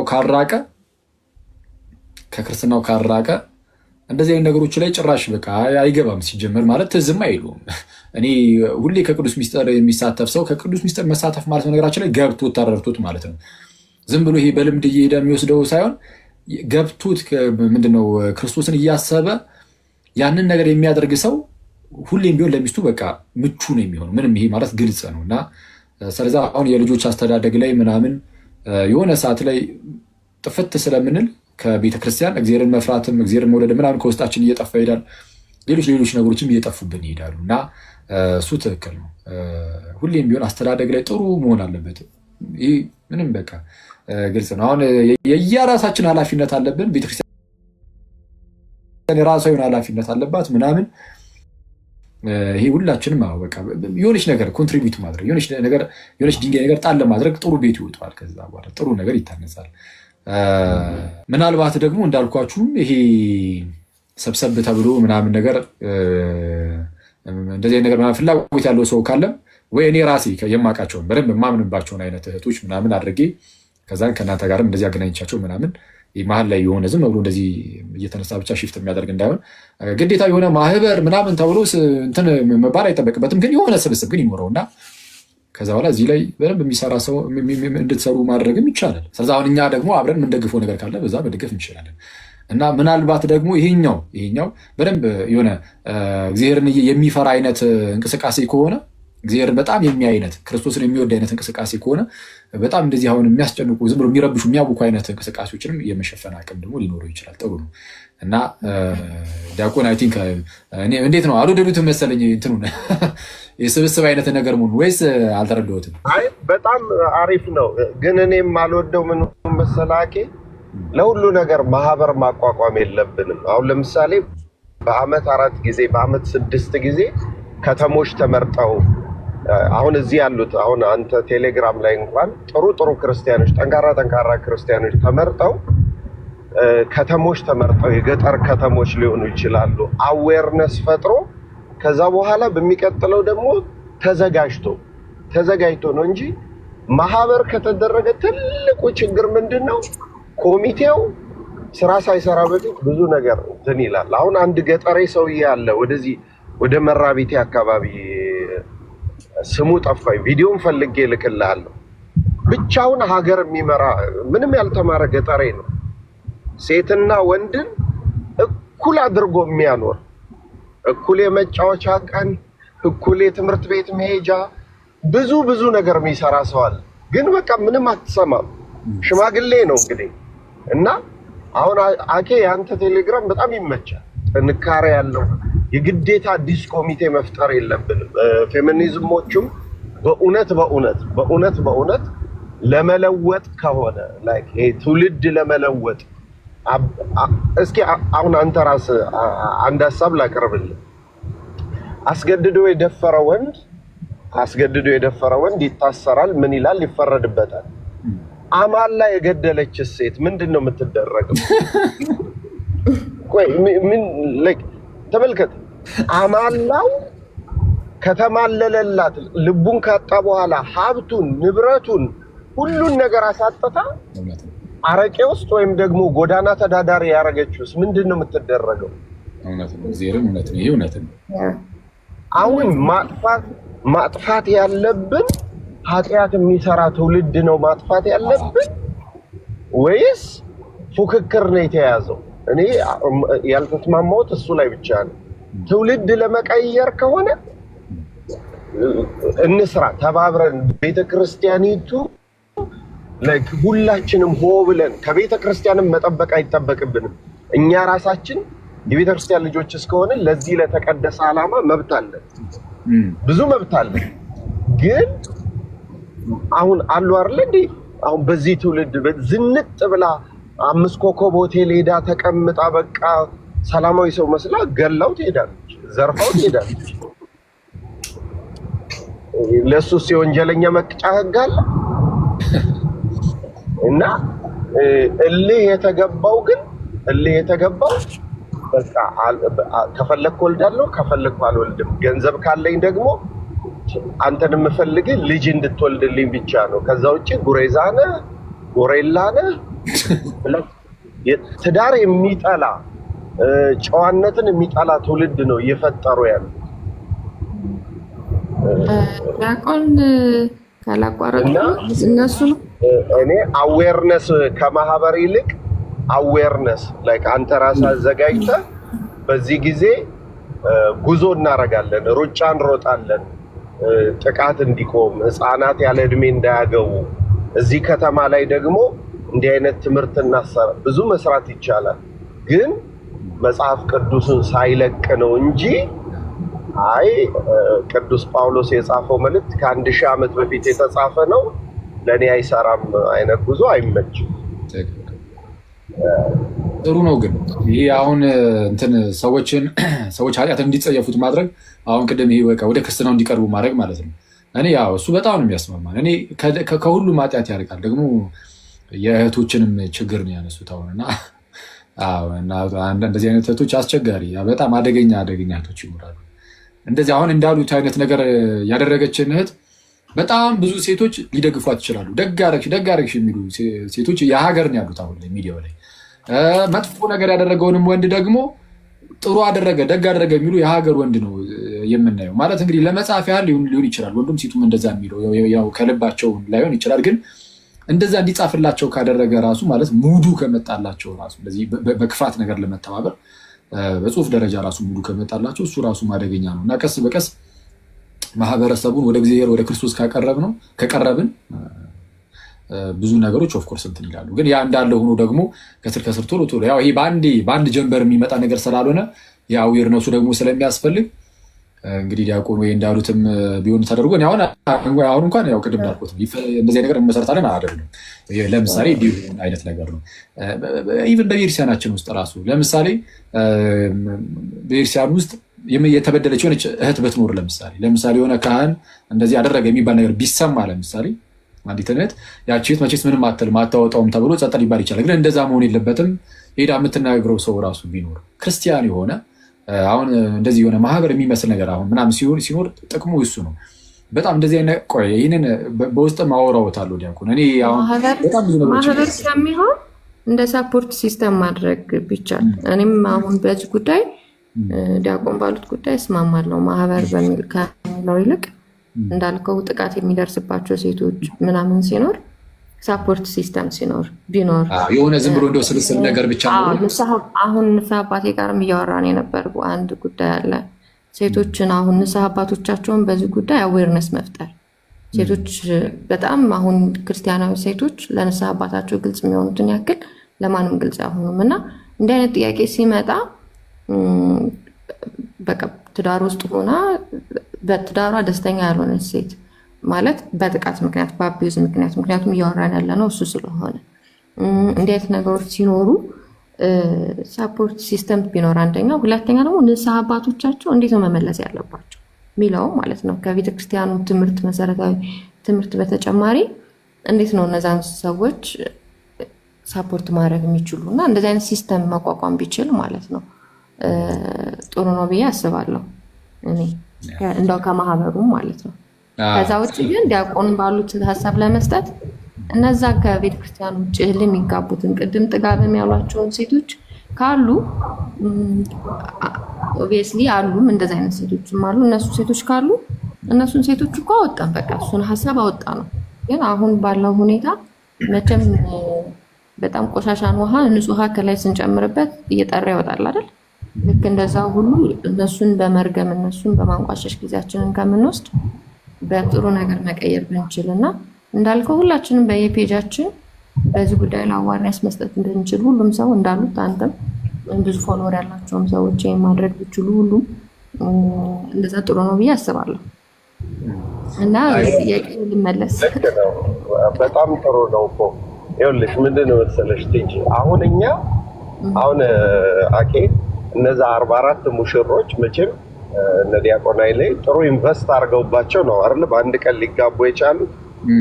አሁን እንደዛ አይነት ነገር ከፈጠርን እዛ ትዳር ውስጥ አሁን ሁሉ ነገር ተነግሯቸው አውቀው ተምረው ይገባሉ። እና እኔ አሁን የጠላሁት አሁን ፌሚኒዝም ከያዙት በጣም ዘግናኙ ሴቶቹን በጣም ለማጥፋት ከያዙት ሴክስ ትዳር ውስጥ መጀመሪያ ሲጀመር ሴክስ በቃ ያለሱ አይኖርም ተብሏል። በፈለግሽ ሰዓት ነው በይ። እውነቴን ነው የምነግርህ። አሁን በጣም ይዘገንናል። ቺት እያደረገች ውጪ ተጠናቃ መጣ እሱን እምቢ ትለዋለች። ዛሬ ሞኛል፣ ዛሬ ደክሞኛል። ከዛስ አሁን አርግዛ ወልዳ ግን የተወለደ አንተ አባት አይደለም ይባል መጨረሻ ዲኤንኤ ሲታይ ግን እሷ ምኑን ተጠቀመችው? ፌሚኒዝም ለምን ለማታለሏ።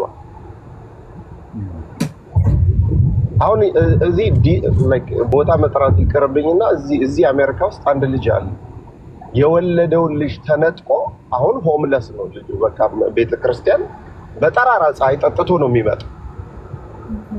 ሊመከር የደረሰበትን ቆሞ ሲያለቅስ ስታይ ከባድ ነው። ስለዚህ ሁላችንም ከተነሳን ኃጢአት የሚያበረታታ ኃጢአትን የሚዳፈር ትውልድ እንዳይኖር ማስቆም ነው እንጂ የሴት የወንድ ብለን ከጀመርን ልዩነቱ የኛ በአደባባይ ይወጣል፣ የእናንተ ግን ሳይለንት ኪለር ነው።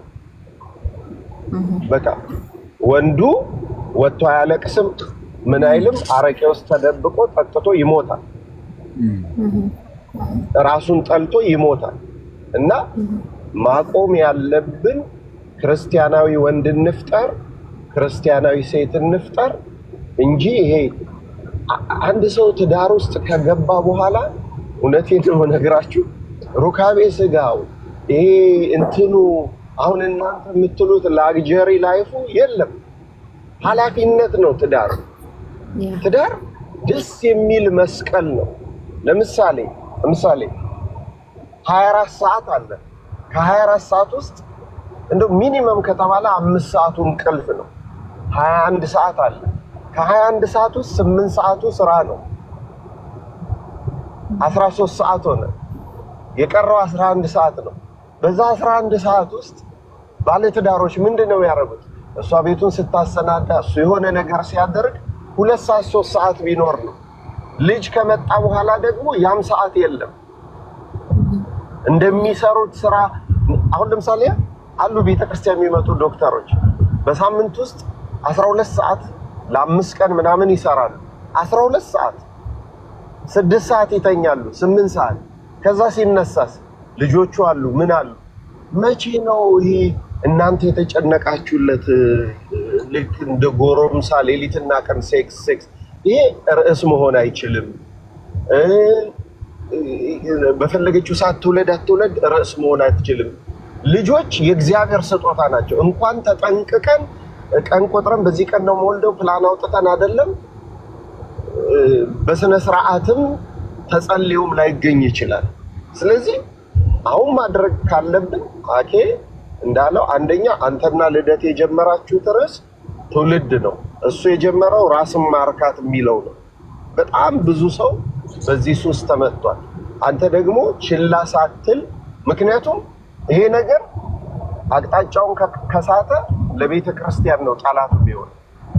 ከምንፍቅናው በላይ ከባድ ነው። ምክንያቱም አመጽ ነው። ወንድ አያስፈልገኝም፣ መውለድ አልፈልግም፣ ማግባት አልፈልግም፣ ገንዘብ ካለኝ እንደፈለግኩኝ መኖር እችላለሁ። አዲስ እርኩስ ትውልድ ነው እና የሚፈጥረው አኬ በወር አንዴም ቢሆን ራሳቸውን ባለቤቶቹ ገብተው የሳቱትን አቅጣጫ እንዲያስተካክሉ፣ መልካም ነገር ለመፍጠር ጥቃትን፣ መደፈርን፣ ያለ እድሜ ጋብቻን፣ ግርዛትን፣ የፈለጉትን ሴቶችን የሚጎዳውን ነገር ለማስቆም ከሆነ እኛ ራሱ እንሰለፋለን፣ እናግዛቸዋለን። ግን መስመሩን አይሳት። ከተናገረሽ አናቱን በይው፣ ጥለሽ ውጪ፣ እንደዚህ አድርጊ፣ እሱ አይሰራም። እሱን ነው እንጂ እኔ እውነቴን ነው የምልህ በገጠር የሚደረገው ነገር ቢቀር፣ ትምህርታቸውን ቢጨርሱ፣ የሰለጠነና መንፈሳዊ ሰው ብንፈጥር በጣም ጥሩ። ለምሳሌ አሜሪካ ላይ አምሾች የሚባሉ በጣም ትንሽ ናቸው፣ ግን ያቺ የያዟትን ነገር ጥለው ሲወጡ ምንድን ነው የሚሆኑት? የመጨረሻ እንስሳ ነው የሚሆኑት። እነዚህ አምሾች የሚባሉት ባህላቸውን ሲያስጥሏቸው፣ አሁንም ክርስትናውን ካስጣሏቸው እህቶቻችንን ክርስትናው ኖሮ ስጋው ደሙ ኖሮ ንስሐ ኖሮ ይሄን ያህል ጽንስ ማስወረድ ይሄን ያህል ዝሙት ከበዛ ክርስትናው ከጠፋ ደግሞ ምን ሊሆን እንደሚችል አስባቂ። እኔ ያስፈራኝ እሱ እና ወደሱ መስመር ብንመለስ ተዋዶና ተከባብሮ መኖር፣ ብልህ ሴቶችን ብንፈጥር፣ ቤት የሚሰሩ ሴቶች ማለት ነው። እሱን ነው የምለው። እሺ፣ እናመሰግናለን ዲያቆን፣ እግዚአብሔር ያክብርልን። እስቲ አንዳንድ ነገሮችን እስቲ እዛው ቴሌግራም ላይም አማክሩት ይሆናል። ትንሽ ነገር እስቲ ተመካክረን የሆነ ነገር ብናደርግ ደስ ይለኛል። እንደ ክርስቲያን እንደዚህ አይነት ነገር ላይ መስራቱ ኢቨን ሌላ አሁን እያሰብኳቸው ያሉት ነገሮች ራሱ ነበሩ እዚህ እናንተ እያወራችሁ ምናምንም ኢቨን በቸርች ውስጥ ካሉ ነገሮች አንጻር ምናምንም አንዳንድ እያሰብኳቸው ያሉ ነገሮች ነበሩና እስቲ ዝም ብዬ እንግዲህ የተወሰኑ ሰዎችን እርሱን ምናምንም ዝም ብዬ እስቲ አወራችኋለሁ እና እግዚአብሔር ይርዳን። ይቅርታ ጋይስ፣ በጣም ከታች በጣም ብዙ ሰዎች ያስገባል ምናምን እያላችሁ ነው። ትንሽ ድካም ውስጥ ነን፣ ሰው መውጣት ስላለብን ነው። በጣም ይቅርታ። ግን ሰላምን ስላስገባናት ሰላም ትበለን እና እንጨርሳለን። ሰሊና እሺ፣ እንዴት አመሻችሁ? ሰላም አመሻችሁ? ይመስገን አምላክ። ሰላም ላንቺ ይሁን እህታችን። እንዴት ነው አኬ ዲያቆን? ሰላም ናችሁ ሁላችሁ? ይመስገን አምላክ አለን። እሺ፣ እግዚአብሔር ይመስገን። እኔ ዲቨሎፕመንት ወርከር ነበርኩኝ ኢትዮጵያ እያለሁ። አሁን ኢትዮጵያ ያለሁት ከኢትዮጵያ ውጭ ያለሁት፣ ግን ዲቨሎፕመንት ወርከር የነበርኩኝ ጊዜ ፊልድ እንወጣ ነበር በብዛት እና ፊልድ ስንወጣ ጀንደር ሴንሲታይዜሽን የሚባል ፕሮግራም ነበረ እና እየወጣን ሴቶቹ ምን ሰዓት ተነስተው ምን ሰዓት እንደሚተኙ ጥያቄ እንጠይቅ ነበር እና ጥያቄ ስንጠይቅ ሴቶች ናቸው ቀድሞ ተነስተው ለማታ የሚተኙት። ቀድሞ ተነስተው እሳት ቆስቁሰው ምግብ ቁርስ አብስለው ለባለቤታቸው ቡና አድርገው ከዛ እርሻ ሄደው ከሱ ጋር አርበው መጥተው ቤት ምናምን አድርገው ብቻ መጨረሻ ላይ ሊተኙ ሲሉ ሙቅ ውሃ ሙቀውለት ለእግሩ ከእርሻ ሲገባ እሱን ተቀብለው ምናምን ነበር የሚያደርጉት እና ያም ሁሉ የሚያደርጉት በፍቅር ነበር። ኮምፕሊትሊ በፍቅር ነበር እንጂ እነሱ ወንዶቹ በላይ ሲሆኑ ሴቶቹ በታች ስለሆኑ አይደለም። እኛ ግን ስንሄድ ምን ይዘን እንሄድ ነው? እዛ ኤንጆ በምሰራበት ጊዜ ኮምፕሊትሊ የዌስተርን አይዲዮሎጂ ይዘን እንሄድ ነው። የፌሚኒዝም የሚባለውን ነገር የዌስተርን አይዲዮሎጂ ይመስለኛል። እናንተ ደግሞ በጣም ትልቅ ስራ እየሰራችሁ ነው። አሁን እዚህ ቲክቶክ ላይ ከመናፍቃን ጋር ከምናምን እየተዋጋችሁ ነው ያላችሁ። ትልቅ ስራ እየሰራችሁ ነው እና አቴንሽናችሁን ዳይቨርት እንዳያደርገውም እየፈራው ነው ያለሁት። ምክንያቱም ይሄ ኢትስ ጃይንት አኒማል ይሄ ዌስተርን አይዲዮሎጂ ነው። አሁን የዌስተርን ትራምፔትን እየነፋን ያለ ነው በኃይለኛው፣ በቃ በጣም በሰፊው የዌስተርን አይዲዮሎጂ እየነፋን ያለ ነው እና ትዕግስትዬ አንቺም ሳይኮቴራፒስት እንደሆንሽ ሰምቻለሁ እና ትንሽ ለዘብ ብናደርገው ይህን ነገር እና ባንቀላቀል። አሁን ጠዋት ሲሳይ ቤትም ሰማ ነበር። ሲሳይ ቤት አንተ ገብተህ ሲያጣድፉ ሰምቻለሁ። ከዛ ዲያቆን ዳዊት መመለስ ሲጀምር እሱን ማጣደፍ ጀመሩ። የ12 ዓመትና የ14 ዓመት ልጆች ለዲያቆንና ለቄስ በስለት ይሰጣሉ ሲሉ ነበር። ለቄስ በስለት ይሰጣል ልጅ አንደኛ ነገር ቄስ ቅስና ደረጃ ላይ የሚደርሰው ዲያቆኑ አግብቶ አይደለም ቄስ የሚሆነው አይደል እንዴ? ኦርቶዶክሶቹም አይመስለኝም አክቹዋሊ ኦርቶዶክሶቹም አይመስሉም እነዛ ልጆች እንደዛ አይነት ኮሜንት ሲያሳልፉ ነበር። ገርሞኝ ነበር። እንዴ ምን ነካቸው ነኝ በቃ ኮምፕሊትሊ አይምሯቸውን ስተዋል ስል ነበር። ይሄ አሁን በቃ ትልቅ አኒማል እየመጣብን ያለው ኢትዮጵያ። አሁን ኢትዮጵያ ውስጥ ቅድሚያ የሚሰጠው ነገር አይደለም። በመሰረቱ ወንዶች እየተደፈሩ ነው ያሉት፣ ወንዶች እየተጎሳቆሉ ነው ያሉት። ቅድም ዲያቆን ሕዝቅያስ ሲመሰክሩ ነበር። ሴት ልጅ አማላ ወንድ ልጅን ብትገል ምንድን ነው የምትባለው? ምን እንደሚደረገው ምን አይነት ፍርድ የሚሰጣት ሲሉ ነበር አይደል? ወንዶችን በጣም ብዙ ጥቃት እያደረሰባቸው ነው። አሁን እንግሊዝ ሀገር ውስጥ አብሶሉትሊ ኦብሴሽን የሚባል ሙቪ ሳይ ነበር ትላንት። ሙቪ ሳይ ዶክመንተሪ ነው እና ቤዝድ ኦን ትሩ ስቶሪ ነው። ሴቷ ወንዱን አጥምዳ ይዛው አሳስተው ከዛ በኋላ ደግሞ ገላሃለሁ ሚስት ላይ አሲድ አፈሳለሁ ምናምን።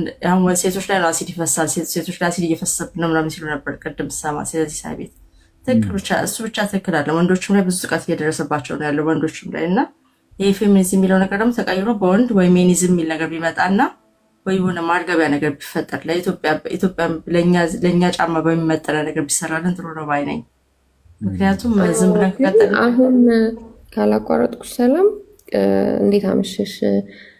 ምንድነው መሰለሽ ላይክ ዝም ብለን መተው አንችልም። ምክንያቱም እነሱ በፈለጉት መንገድ እየወሰዱት ነው። አሁን ምክንያቱም እዚህ እኮ አለ ወንዶችም የተጠቁ ነው። ማንም ወንድ መጠቃት የለበትም። ግን በጣም በብዛት ደግሞ ሴቶች እየተጠቁ ነው። ከዛ ደግሞ እነዚህ እየተጠቁ ያሉ ሴቶች ከተማ ውስጥም ትዳር ውስጥም ከትዳር ውጭም ገጠር ውስጥ እየተጠቁ ያሉ ሴቶች እየወሰዷቸው ነው እነዛ ሰዎች ማለት ነው። አጣመውም ይሁን ጽንፈኛም ይሁን ሆናው ይሁን እየወሰዷቸው ነው። እኛ ዝም ብለን ላይክ በቃ ወንጌልን ብቻ ይሰበክ እየተባለ ይሄ ዝም የሚባል ከሆነ ሲጀመር የኦርቶዶክስን አስተምሮ እንኳን የሚያውቅ የለም። ኦርቶዶክስም ሆና በትክክል ላይክ ቆሮንቶስ ላይ ምንድነው ቅዱስ ጳውሎስ ሊለው እየሞከረ ያለው? ኤፌሶን ላይ ምንድነው እያለ ያለው? ኦርቶዶክስ ትምህርት ምንድነው የሚለውን ነገር እንኳን ኦርቶዶክስ እንኳን አታውቅም። ጫና የሚፈጥር እንደሆነ ነው የሚታወቀው ማለት ነው። አብዛኛው ሰው አያውቀውም። ምክንያቱም አብዛኛው ሰው ወይ ከሰባኪ ነው እንጂ መጽሐፍ ቅዱስንም አያነብም ሊትራሊ ማለት ነው። ስለዚህ ዝም ካልን እና ይሄን ኢሹ ማናነሳው ከሆነ እነዛኞቹ በጣም ኢገርሊ እያነሱት ስለሆነ እነዛ ሰዎች ወደዛ ሊሄዱ ነው። ከዛ ዲያቆን ሕዝቅያስ ያሉት ነገር ሊመጣ ነው ማለት ነው። እሱ ማን ስለሆነ ነው?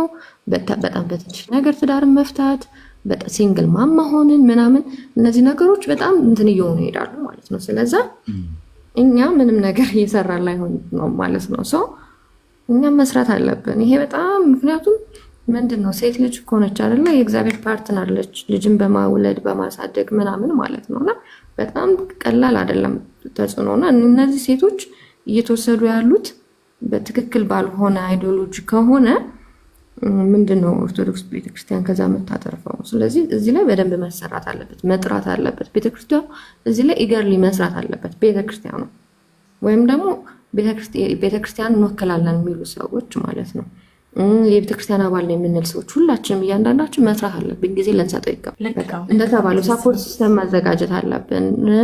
ይሰባቶቻችን ማንቃት አለብን። ሰው በዛ ወይ መሰራት አለበት። ዝም ልንለው አንችልም ለማለት ነው። ይገባኛል። እሺ ይገባኛል። ልክ ነሽ። ግን እዚህ ላይ አጽንኦት መስጠት የምፈልገው ምንድን ነው በጣም አድርገን የዌስተርን አይዲዮሎጂን አስገብተን ዋን ሳይዝ ፊትስ ኦል የሚባል ነገር የለም በፍጹም። ምክንያቱም ኢትዮጵያ በነበሩ ጊዜ ላይ ፊልድ እየወጣ ሲሰራ ደብረ ብርሃን አካባቢ ነበር። ይህንን ሴቶቹን ስንጠይቃቸው ከዛ በሳምንት ውስጥ ምናምን በጣም ትልቅ ፋታል አክሲደንት ደርሶ መጣ፣ ቢሮችን ሪፖርት ተደረገ። አንዷ ሴት ለባሏ የፈላ ውሃ የተንተከተከ አምታ እግሩ ስጣለችበት እና እግሩ የምታጥበው መስለ ቁጭ ብላ ፈገግ ትላለች እንደ ዩዥዋሊ እንደምታደርገው ነገር እና እግሩ ከተተ ውሃ ውስጥ ከዛ ተቃጠለ። መስሪያ ቤቱ ተከሰሰ ምናምን። በጣም ትልቅ ኢሹ ነበር። ምክንያቱም ያንን እዛ ደረጃ ድረስ ነው ደግሞ እኛ ነበር። ምክንያቱም እኛ የነጮችን አይዲዮሎጂ ይዘን ሄደን በቀጥታ ለእኛ ሀገር መስማማ ነገር እንዴት ታደርጊያለሽ፣ እንዴት እንዲሆናል የስንት ቆስቁሰን ነው። በእኛ ጥፋት ነው እንደዛ ደረጃ ደረሰችው እሷም እና ፌር አልነበረም። ገባሽ? እና ይህንን ነገር መጠንቀቅ አለብን ባይ ነኝ። ደግሞ ኦርቶዶክስ ሃይማኖታችን ላይ ደግሞ አባ ገብረ ኪዳንም ዲያቆን ሄኖክ ኃይሌም በጣም ጥሩ አድርገው ይሰብካሉ ስለ ትዳርም። በውጭው ዓለም ላይ ደግሞ የዘማሪ የሊቀ ዲያቆን ነው አይዱን ነው የይልማ ኃይሉ ሚስትን በጣም ጥሩ አድርጋ እየሰበከች ነው ያለችው ስለ ትዳር ኢሹ። ልጆችም ላይ እያሰራች ነው ያለችው እሷ። አሁን እነዚህን ሰዎች ማን ነው እያያቸው ያለው ነው እኮ ማለት አብዛኛው ወጣት ሴት እነሱን ያያቸዋል ወይ ነው እኮ። አሁን ጋይስ እንትን ነው መሰለኝ አይ ቲንክ የሰላም ሀሳቧ ለምሳሌ እኔ አሁን ቅድም አሁን እንደዚህ አይነቶችን እኔ ማድረግ አልችልም ምናምን ነገር ስላልነበረ አሁን እኛ ትኩረታችን ለሰዎች ክርስትናን ማስተማር ምናምን ከሌላ ቤተ እምነቶች የሚነሱ ጥያቄዎችን መመለስ ምናምን ከሆነ እዛ ላይ ፎከስ እንድናደርግ አሁን እሱን ሺፍት እንዳያደርግ አይነት ነገር ነው እያለች ያለችው። ስለዚህ የኛ አገልግሎት ወደ ሌላ ነገር ሺፍት ማድረግ የለበትም። ግልጽ ነው። ይሄ እንደዛ ነው። ያው ቋሚ ስራችን ልናደርገው አንችልም። ግን አትሊስት ግን ሌሎች ሰዎች ግን ለምሳሌ ሌሎች ሰዎች በጣም እንዲሰሩ ምናምን ማበረታታት ማነሳሳት ግን ይቻላል። እና አንዳንድ ያሰብኩት ነገር አለ ወይ እስቲ ዝም ብላችሁ ሁለታችሁም እንትን አድርጉልኝ ጻፉልኝ እዚሁ ቲክቶክ ላይ እና አወራችኋለሁ ያሰብኩትን ነገር ምናምን። አሁን ግን እዚህ ላይ እንቋጨውና ከታላቅ ይቅርታ ጋር ማለት ነው ከዛን እናወራለን ነገር ጌታ ደግሞ በነገር ሁሉ ይርዳል። አሜን አሜን። እግዚአብሔር ይስጥልን። መልካም አዳር። ጌትሻ አለ ወይስ? አሜን አሜን። ሰላም አኪ እያዳመጥኳችሁ እኮ ነው። ተማሪ ልሁን ብዬ ነው። አረ ዛሬ አዎ ተማሪ ሆነናል በሚገባ እንዴ። በጣም በነገራችን ላይ ፌስቡክ ላይ በተደጋጋሚ ፖስት ያደረኩበት ርዕስ ነው። በነገራችን ላይ 1:30 አይሆንም ብለህ ነው በዚህ ጉዳይ ጻፉት። የሚገርም ነው። ስለዚህ አደጋ መስሎት ማለት ነው። እስቲ በውስጥ ከአንተ ጋር እናወራለን፣ እንደዛ እናደርጋለን። ሰው መልካም አዳር ሁላችሁም። እግዚአብሔር ከሁላችን ጋር ይሁን።